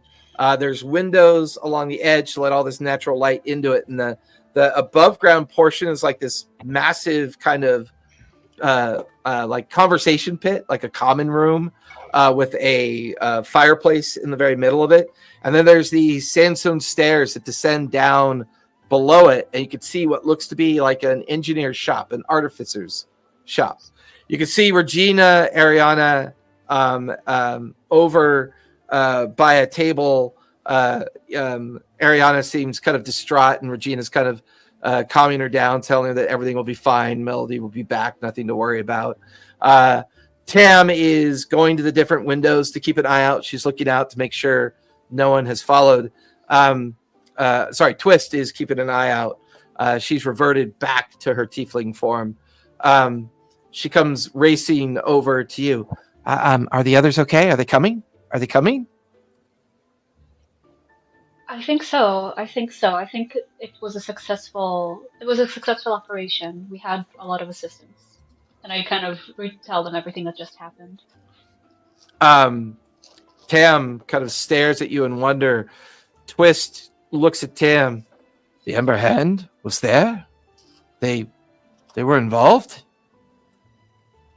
Yeah, they seemed almost set up. I mean, I think maybe one of the prisoners, maybe even the Aarakocra from the end, was in some way connected with them. An Aarakocra with gray, white feathers, a falcon's beak. That's the one, I believe. That's Raptor. Fascinating. Well, I hope your friends make it back. Twist, go on, keep a lookout. You watch as Twist goes over to this wooden panel on the floor, lifts up the panel, and disappears into the floor. Tam points out one of the windows, and you watch as this metal grate pops open, and now Twist is in her nomadic form. She crawls out of it near an abandoned building and kind of disappears into the street. But so far, no one else has returned. I'm gonna. Oh, sorry. Oh, I'm just gonna start and think of places where we can hide the Fae, because I don't think we're gonna be able to hide them here. Okay. Foreign already had thoughts about that. Oh, okay. So Ford, where are you heading off to? I'm going back to the hole we came out of, like the stairwell, the wooden doors that we came out of into the. Okay. I'm going back to the tunnels to pop the portable hole back. It wasn't far from where we were. Yeah, it wasn't far at all. Yeah. So, and I've got 15. I know I've got like max 15 minutes, but I'm trying to get them out of here as fast as I can. Yeah. And that seems the biggest, most open, and most concealed place that I could Yeah, get back you to quickly. You lay out the portable hole back in the lower section of those tunnels and sewers that transition from the deep down up into like the sewer bowels. And you're helping. By the time they're all out, there's 19 Fae folk that are extracted out of the portable hole. One of the Fae folk is a centaur who kind of trots over to where you are, immediately sets out his hand. I don't know who you are, friend, but thank you. You saved so many of us. Fawn, Fawn, of course. Wait, he shakes your hand. What do we do now? The city's going to be crawling with ward keepers. Two things. First, these tunnels, y'all. I don't know how you got captured, but 19 of you moving around in here ought to be relatively safe. You know, the strength in numbers. There are some weird goblin guys that round through here every once in a while. But Yes, braziers. Yeah, right. But the tunnels themselves. I mean, this is how I just got to the city. There is a way back through the tunnels to get out of King's Fall, if that's where you want to go. Otherwise, if you want to leak out of here one at a time somehow and get back into the city, I'll leave that up to you. But have you had any communication with a tiefling by the name of Bragsworth? Bragsworth. No, our communications have been with Puck. You know Puck. All right. So we're familiar with her. She is the leader of the Fey Resistance. It might be wise then to take the tunnels out of here and have Puck come pick you up or send somebody to get you. We have sent people to Rockhaven before, as we could. I understand. We'll make our way out of here, and I want to pick out one of my teeth. And look, I get it; it's weird, but you Elendrills are so strange. I can communicate with you this way, right? Okay, yeah. So take that and plucks at it and puts it into the small hidden pouch bit behind his belt. If anything happens, I would message you here and there. If you've got anyone here with the magic abilities to contact me back, great. If not, consider it a message, and I'll hope to hear from you soon. Of course. My name's Swiftmane. Pleasure to meet you. Right. And Swiftmane then kind of gathers up all the Fae and begins to kind of guide them deeper into the tunnels.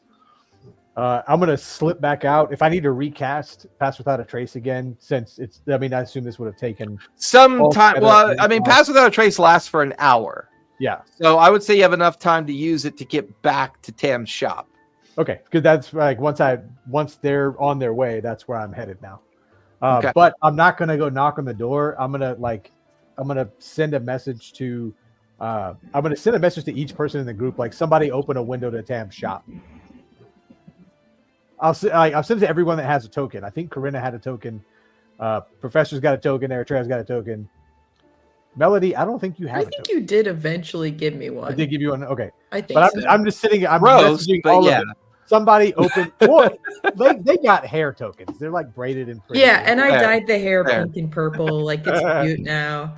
You weave it into your. Yeah. Oh. Oh God. So you're now making your way back towards Tam's shop. Professor, what are you doing as you get out of the swirling melee and chaos that's kind of spread out beyond you? All right, I'm sure this was kind of implied, but was the Aarakocra or someone else able to unlock all the cages in the caravans behind me? Melody had already done that. Okay, cool. All right, so I don't know. I feel like I want to. Oh, right, I can do this. So first thing, I would like to cast Command at 3rd level. There's 3 surviving guards, right? There's no guards nearby. There's 3 that are. There's one that's dead, like the one you killed with poison spray, and then the other one that you kind of hucked. So there are dead bodies lying around, but all the guards have fled at this point. Okay, so If you grab them, I can eat their brains and find out how to get into the prison. We don't have to do it, but we can. You see this undead raven sitting up on a perch. Brains. Just kind of like walking down at you. all right, so I'm going to just kind of take stock of that. And Ford, you just messaged us that we were meeting at Tam's. Is that right? Or you're on mute. Muted. You're on mute. I just asked someone to open a window there because I'm not.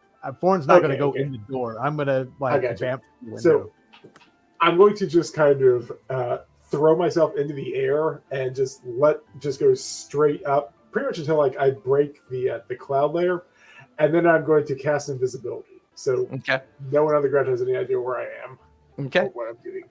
Give me stealth with advantage since you are using invisibility. Well, that's going to be regular stealth. Awesome. Let's see what that is. That's not too bad. That's 22. 22, yeah, it's pretty good. So you're now up in the air, flying away from the scene. Melody, you are watching as the chaos is now further away from you. Mm-hmm. All the guards are gone. You would have heard Thorn at least indicating that he's probably on his way to Tam's workshop, but you haven't seen anybody else. So as far as you know, Thorn is still alive.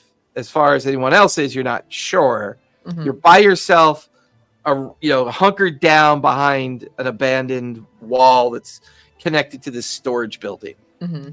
I think I would probably, wait like 15 or 20 minutes and then drop the switched form. Okay. And then I'll quickly disguise myself again as rare for Melody, the most nondescript person ever. And that's another casting roll to do that, though, right? Yeah, it's another casting roll. This is when a natural one writes its own story. It could really be a problem. Turn into a chicken. Turn into cheese, die on the street, melted cheese. I got a 14 plus 9, so that's a 20. So you're good. 23. Yeah, you're good. All right. So I'll disguise self, and then I'll head back towards Tam shop. Okay. As you are now disguised, guards are now coming back past you. Mm-hmm. People are like getting out of their way. They kind of recognize that they've been duped, and they've got this look of just anger and frustration on their face. The guards start spreading out into the alleys. You can hear them track down those damn halflings, and more guards are beginning to show up just as you kind of exit the area, as the place is getting a little bit more crowded with guards. Mm-hmm. Eritrea, as you're lost amongst the market stalls, about 15 minutes into your journey, helping her get to what must maybe be her headquarters or her location where the ward keeper would be, she suddenly, the visage of the false visage drops, and you recognize that you're helping the guard captain, and she is leaning heavily on you. She's still, even though you healed her, she took quite a bit of damage, and she just kind of stop. Hold on, and the two of you kind of stop, and she takes a moment to rest, and she points down a series of pathways, and you kind of help her get up again. And a few minutes later, you stumble into like this mini courtyard on the edge of this market area. There are dozens of guards that are beginning to grab equipment and head off in the direction of where the tussle took place. This very kind of portly looking individual with heavy jowls, a bald head. He's wearing a single kind of monocle on his eye, and he's got this ward keeper standard on his chest. And he goes, what is going on here? Dran, is that you? What is the meaning of this? Dran looks up. We were ambushed, sir. We were ambushed by, I can only imagine it was the Ember Hand, but their numbers were double. They had a person with them with the ability to cast spells. I think I was charmed. There was confusion all up and down the line. Horses were released. I think it was one of the most coordinated, planned attacks that we've seen yet. Unlike anything we've experienced, sir. This kind man helped me. I thought I was done for. I'm sorry. What was your name again? People call me Bongo. Oh, wow. I feel like that name requires a persuasion check. I really feel like that name requires a persuasion check. There are some who call you. That is the name of a monkey on the edge of a leash of a grinder accordion. Now, if you said Mongo. Yeah. Like the wind passes, the cape like whooshes, very cool. You go by the name Boston. What, what, Eight. what'd you get? 8. An 8? Oh, The guard and the ward keeper. Well, I am Simon Fell. If you wish to keep your name secret, that's fine. But thank you for saving my captain. Please come with me. Ward keeper Fell looks at the other guard, sends them off. Captain Terrell, come here. Another captain comes over. Take over for Drat. She needs assistance. Track down those accursed Ember Hands. Bring me at least one head to put on a spike, whether it's the right one or not. I don't care. Can't lose face in this this situation. The Fell guides you and Dran into the barracks. And once inside the barracks, he shuts the door. Fell comes over. Dran, are you sure you're okay? Yes, I just need to catch my breath. I insist. Allow me to attend to my people. I'm okay enough to get back out there. He reaches into his pocket, pulls out a small healing potion. Take this with you, Dran. Remember, head on a swivel. These Ember Hand are people that cannot be trusted. They will take any advantage that they see. I know. She stops in front of you, Eritrea, kind of grabs your hand and just kind of, thank you. And she looks back at Fell. Sir, this is someone I think we could trust. And then she disappears out the door and back into the streets. Simon Fell sits down. His big old belly kind of boils over his clothes. And, well, young man, please, have a seat. We must talk. I have so many questions and so many positions that need filling. What is your specialty? What is your vocation? If you don't mind me asking. As you could tell, I was able to assist Miss Tibian,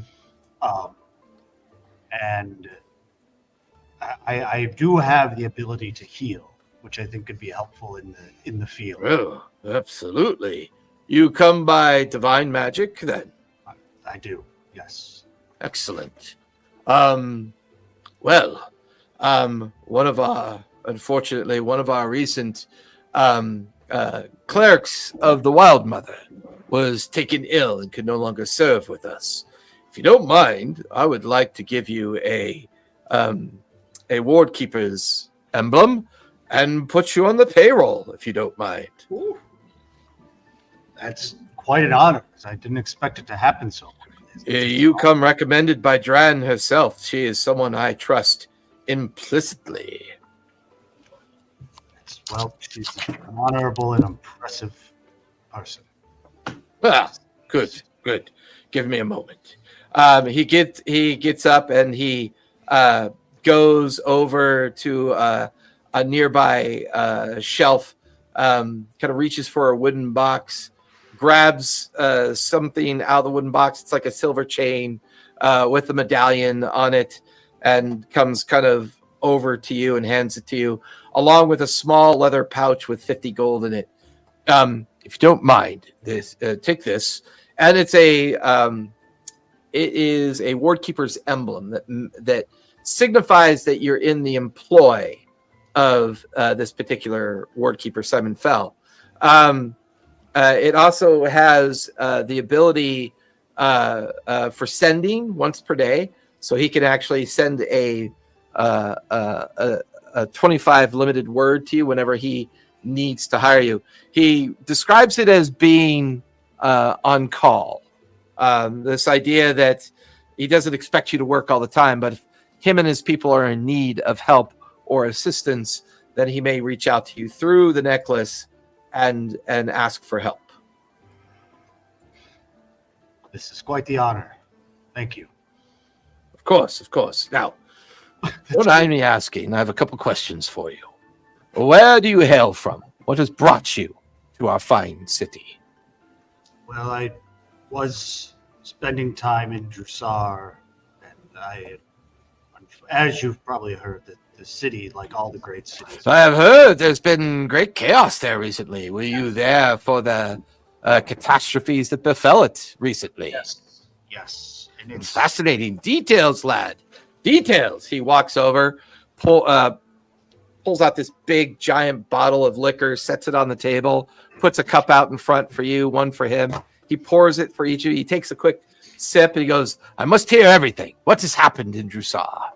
I mean, as far as I could tell, it is these nasty Fey folk using their gross Fey abilities to bring down the great cities of Marquet. And Jrusar is, in complete chaos with buildings being ruined, riots, mass explosions, all apparently caused by Fey in some regard or another. Excellent. I must then assume that you are a believer in the cause. Well, you could say that, I would say. And it's when I heard what was going on here, I had to immediately make my way to start at the heart of A this. true believer in the cause who has magic inclinations. Give me a moment, if you would, please. You watch as he gets up and he goes through a separate door that's connected to this inner chamber. He comes back out with this very kind of stunning looking female. She's human, long brown hair that's kind of like braided past her shoulders. She's wearing like very kind of like noble attire, like very expensive clothing. She's got all sorts of jewelry on. You can see, but there's something kind of unnatural about her appearance. It's too perfect. It's too precise. But she just kind of glides in behind Simon Fell and stands there and looks at you. I have been told by Simon here that you are, as we say, a true believer of the cause. What is your name? What is your real name, if you don't mind me asking?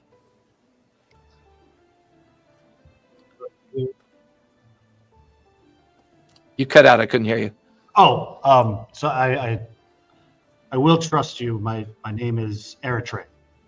Ah, a holy name. You are a holy person, of course. I've been told that Simon has hired you to replace our Wild Mother cleric that recently had lost to illness. This is excellent news. Excellent news. Do you have a place to stay in King's Fall? I do not. Well, allow me. She goes over to a desk and she pulls open a drawer and she brings a ring of keys. And she also brings like this this silver emblem device with a crown and a gold coin behind it that's stitched into a leather kind of thing that you could hold in your hand. This will get you past the guards in the High Crown District, in the High Ward. There's a estate there that this key belongs to. She rattles off the directions and gives you the necessary information. All members of the Ward Keepers deserve luxury, and and he's gone. Oh no, that was Jamatras. I was like, Eritrea was so low behind his camera. I saw the flicker. I'm like, oh, he's gone. Oh no, wrong person is gone. Ward Keepers that defend our fair city from these vile creatures. She leans in kind of uncomfortably close and kind of grabs your hand and shakes it quite vigorously. It's always good to know we have people on our side for the cause. Well, enjoy your stay. I may come calling later to ask questions. Ooh. Somewhere out in the ether, Melody's ooh voice just kind of pings off the radar systems of the world. Melody just assumes the Eritrea is doing something slimy and she just messages him. Yeah, what I'm sure, point- I'm sure every member of the Ward Keeper stays in this very fancy estate that she may visit. Oh no, you picked up on that subtlety quite well. This is probably one of her flop houses that she keeps for her many attendants to take care of her. But at least you have access to the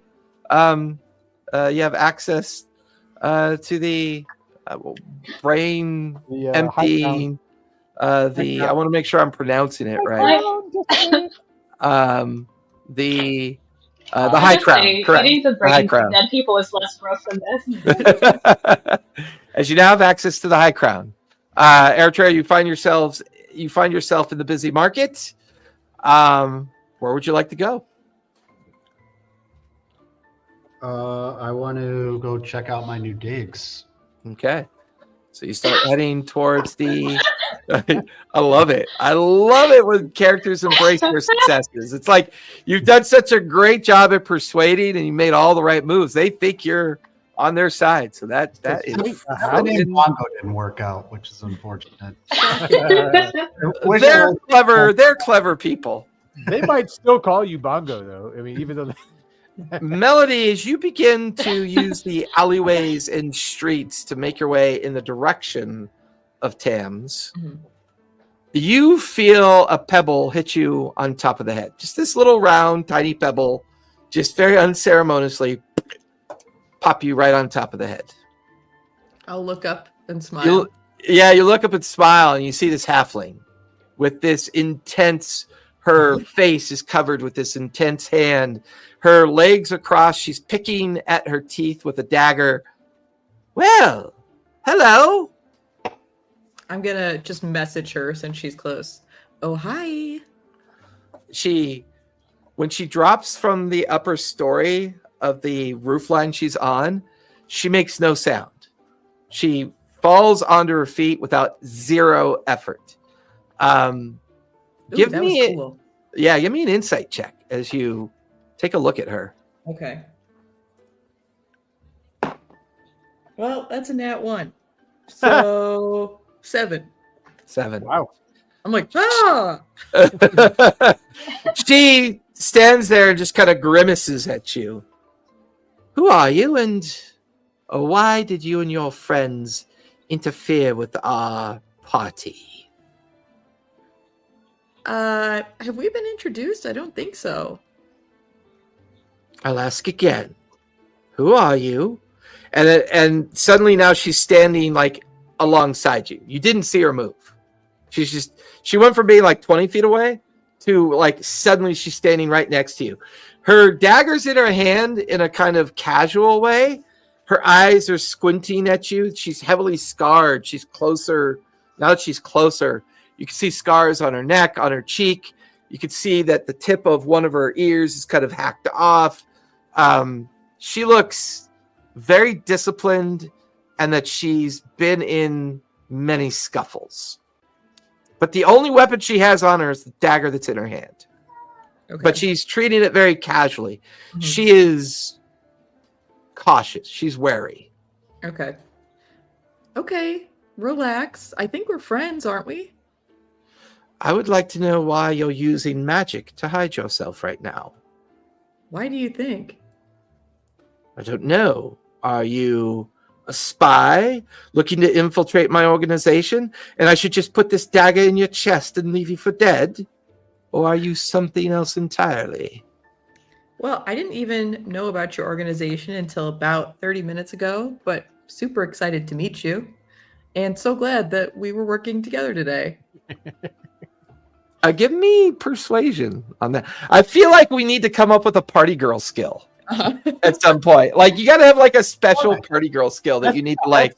That's called roll to disarm. Yeah. Right? Yeah. I'm going to use... Roll to meet cute. Yes, exactly. I'm going to use my ability that allows me to treat a roll less than 10 as a 10. Okay, yeah, go for it. Important. All right. So I rolled a 9, so we're going to call that a 23. She turns around and sits up on a crate and just has her legs dangling as she stares at you. She pulls out a apple, begins to chew it. Well, I'm assuming if you're hiding yourself, you have a reason for it, so I will not pry. My name is Flair. It's a pleasure to meet you.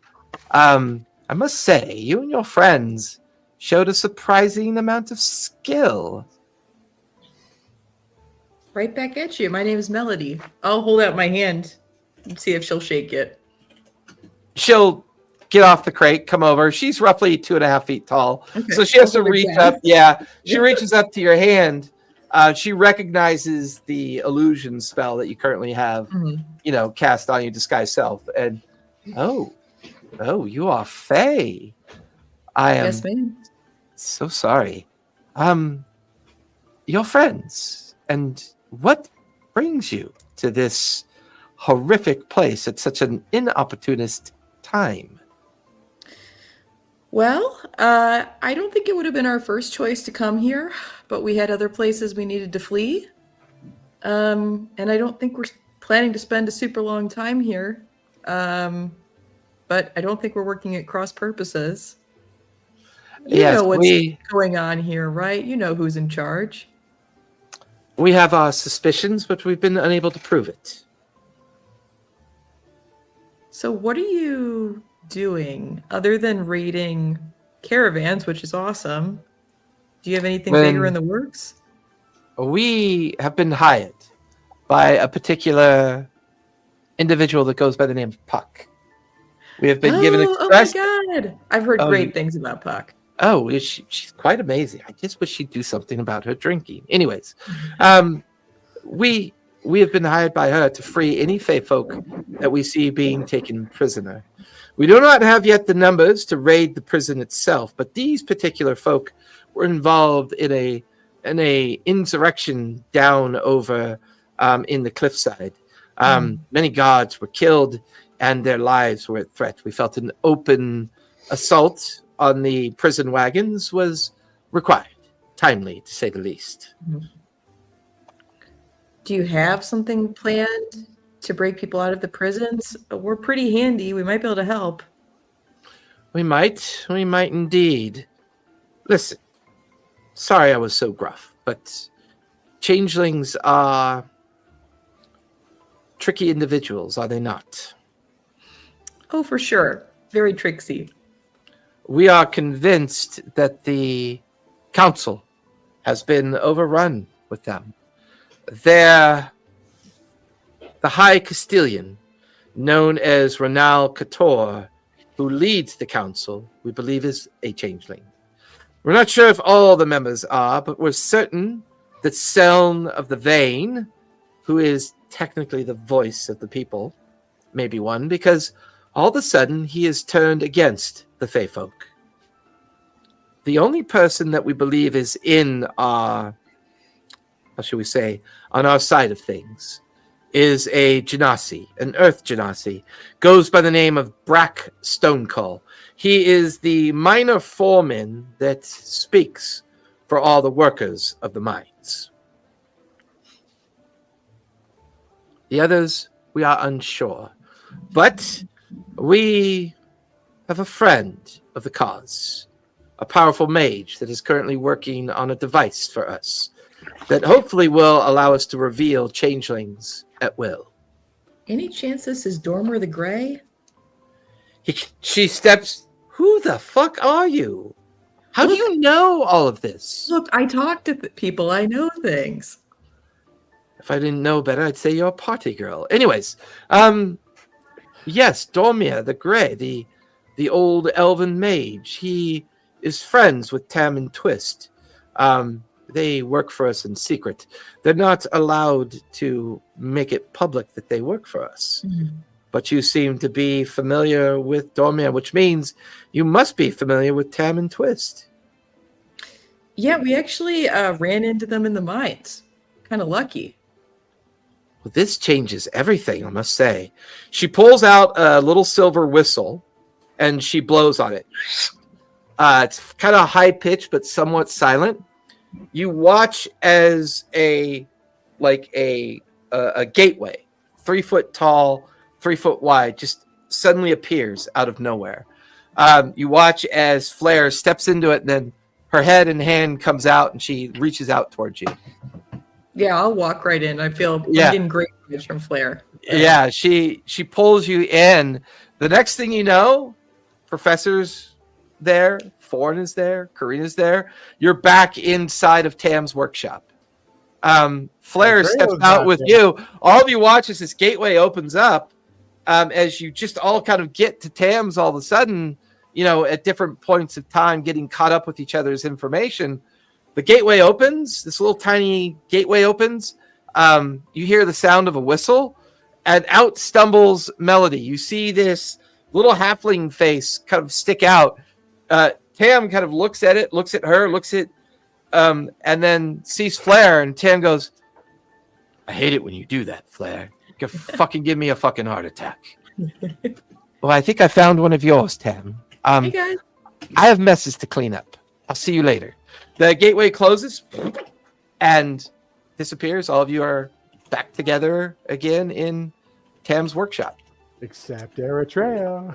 Eritrea. Except Eritrea. Everybody's there but him. Where? Where's Eritrea? I saw him drag you when you were unconscious. Was it very romantic? Did he like wake you up, help you up? Did he wake the princess up from her deep sleep? I was gonna intervene, but I was like, you guys are having a moment. Wait, was he being like when? Because I ran away with the guard. Was he being romantic with the head of the guards? Huh? This is honestly classic. What? No, Eritrea. yeah, no, it's not alive. Every bad girl he meets, he likes. Yeah, he's gotta get with every bad girl he meets. He Yeah. loves those bad girls. You want so bad to be a bad boy. Yeah, so all of you are gathered. Tam and Twist, Regina, Ariana comes running over to Melody, grabs you, and her big prego bump runs into you, and you gotta have to do that extended hug. Regina's just like sitting over there reading a strange book, something about the Red Raptors of Gables or something like that. God, Good, because there will be like a quiz about this. God, hang on, and I'm gonna activate my token on Eritrea and just message him, be like, "Did you get lost? What's going on? We're back at Tam's." He can't respond. He can just hear you, right? Right, unless he's got Yeah. a spell to respond. But yeah. He Yeah. does have sending. I don't have sending. Or wait, You do have Yeah, sending. I think you do. I think we discovered last session that you do. Yes. It's Yes. in the whole of the spells, yeah. Because Yeah. remember, we don't have to have them. I was looking for a prepared. message earlier. Oh, So as you're wandering up towards the more posh district, as you cross out of the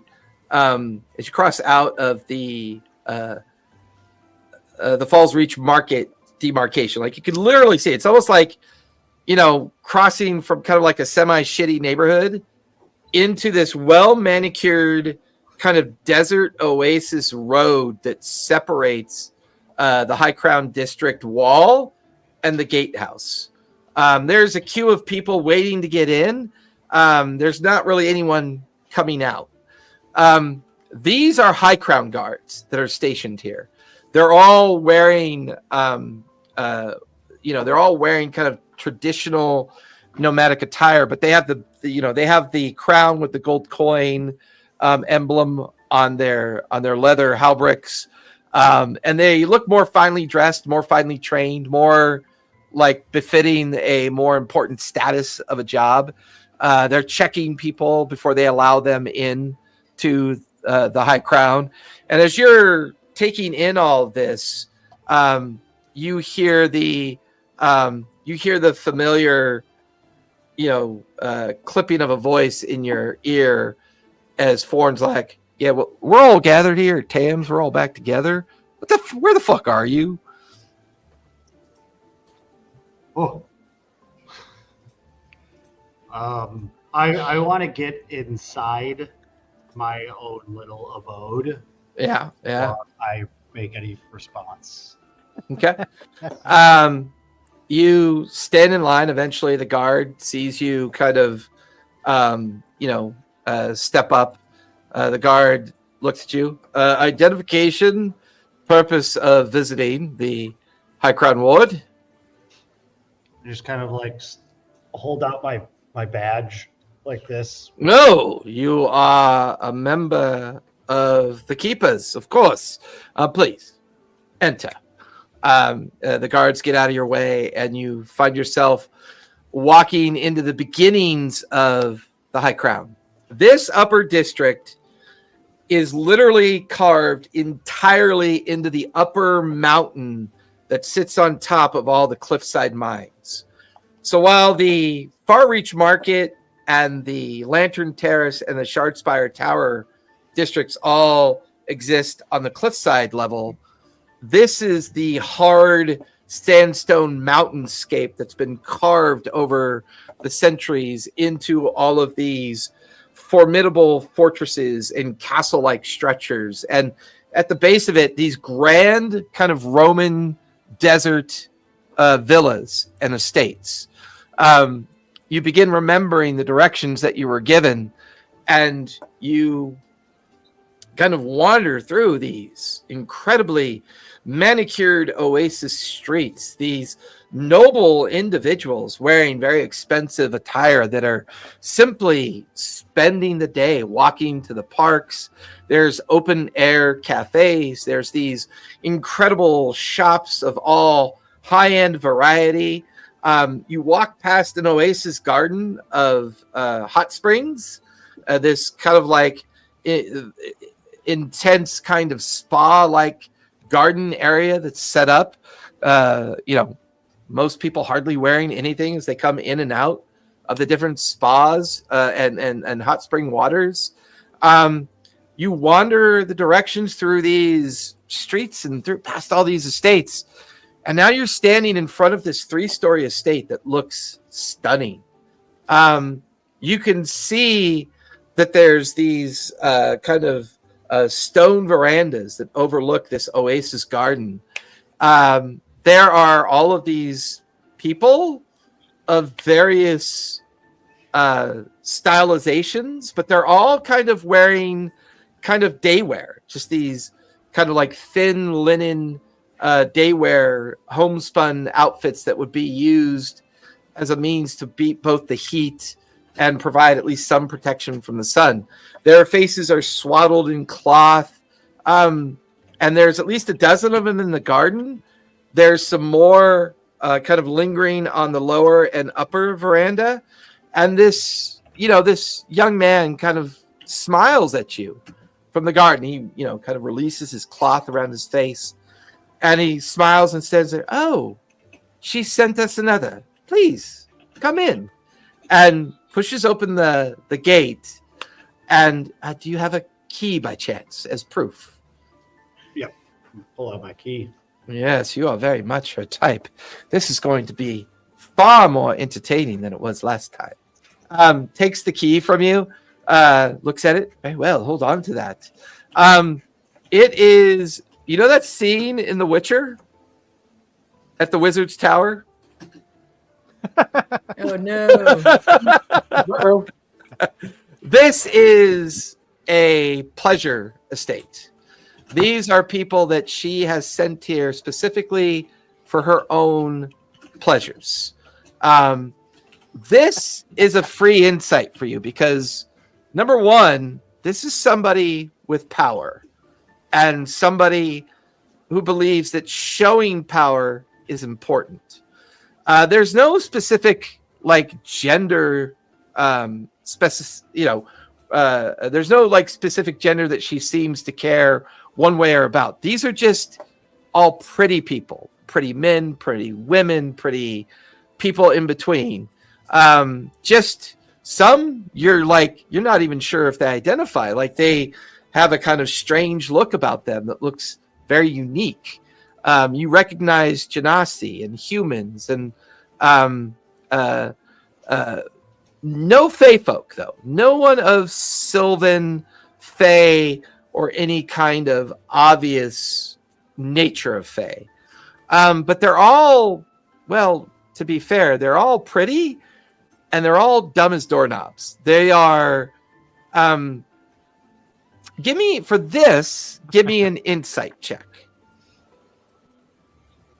So there's two reasons that Eritrea was chosen, right? Eritrea is pretty smart. I don't know if it's dumb and pretty. All right. Pretty, but we could work with them. I got a 15. 15.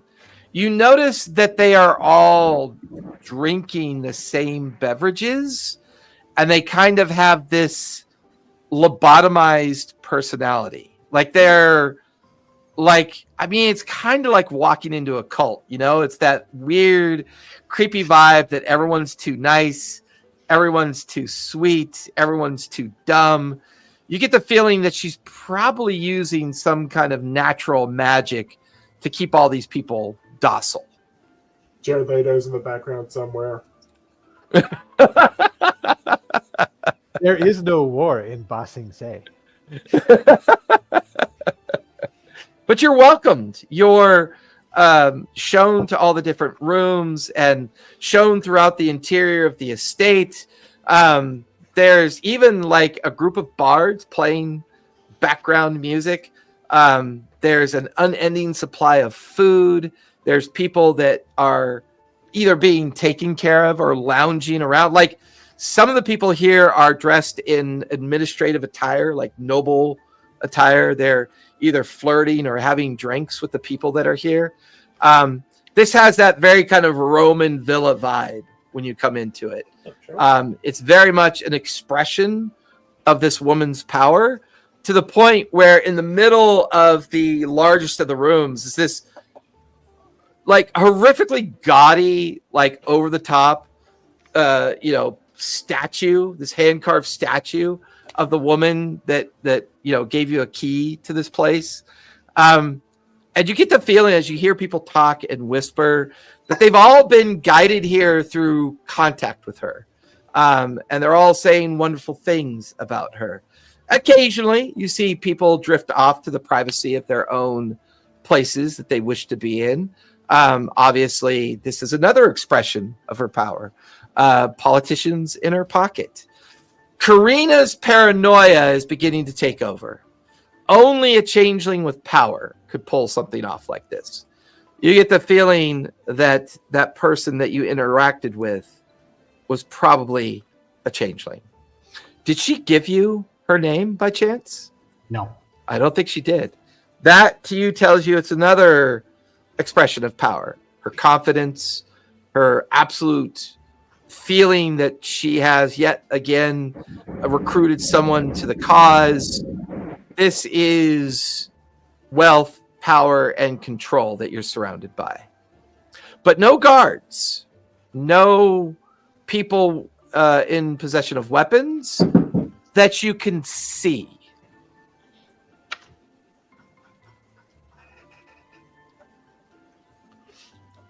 Melody and everyone else are eating ham sandwiches in an engineer's shop, and Eritrea is wearing day clothes, being hand-fed grapes, and enjoying exotic cheeses and meats and rare wines at this point. Eritrea. It's fair that it's like never. It's never us. It's always Eritrea. What are we doing wrong? I have a feeling that there's this little tiny voice in Eritrea's mind. So this is how bad people live. I try so hard to be recruited by the bad people, and it never happens. They sense my desperation. They chose Eritrea. This is so You sad. want it too much. Yeah. Nobody likes God damn it. People want to corrupt me because I'm so pure. You're so pretty. You're like in Fight Club. You're too damn blonde.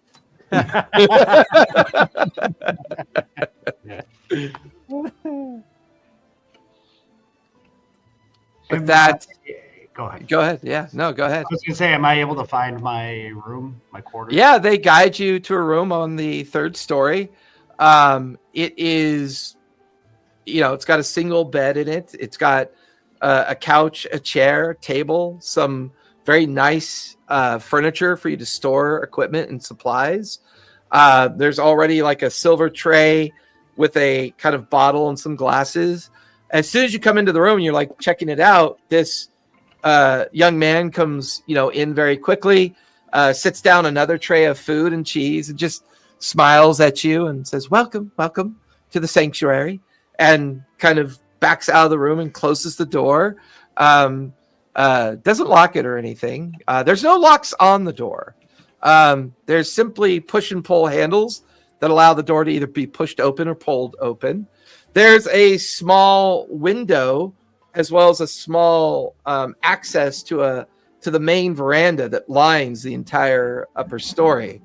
You watch as curious individuals come to your window, look inside, kind of smiling and waving at you and welcoming you to the third floor of the sanctuary. One of them looks at you. He is the epitome of physical perfection. He's a Goliath. He stands roughly 8 feet tall.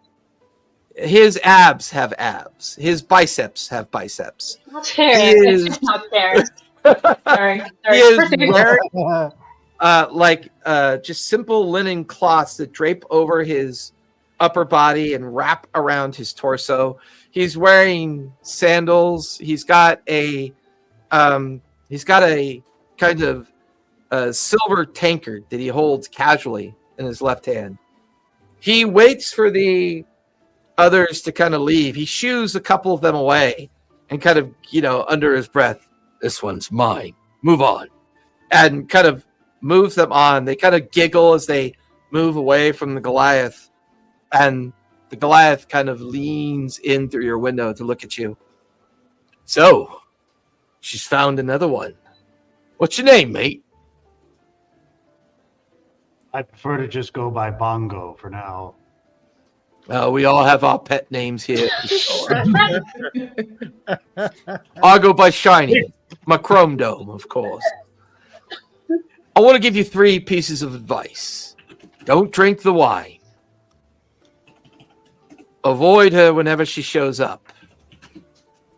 And, well, let's just say you and me might become mates and friends. I like the cut of your style.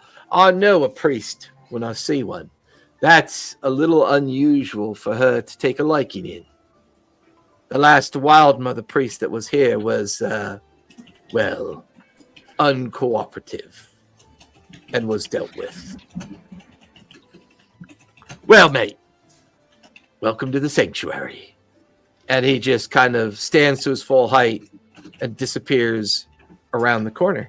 And that's where we're going to finish tonight. Eritrea is at the sanctuary, while everyone else is at Tam's engineering shop. After the that was the best accidental rescue I think I've ever seen in a long time. Went off flawlessly. Leave it to Albatross to kick it off. We'll talk about the schedule in a moment. Otherwise, I think we're all good for next week, correct? But yeah, we'll wait till after the show. We'll talk about the schedule. Everyone else, thank you for watching. Be safe, be kind, and don't forget, play a game, everybody. Good night, everybody.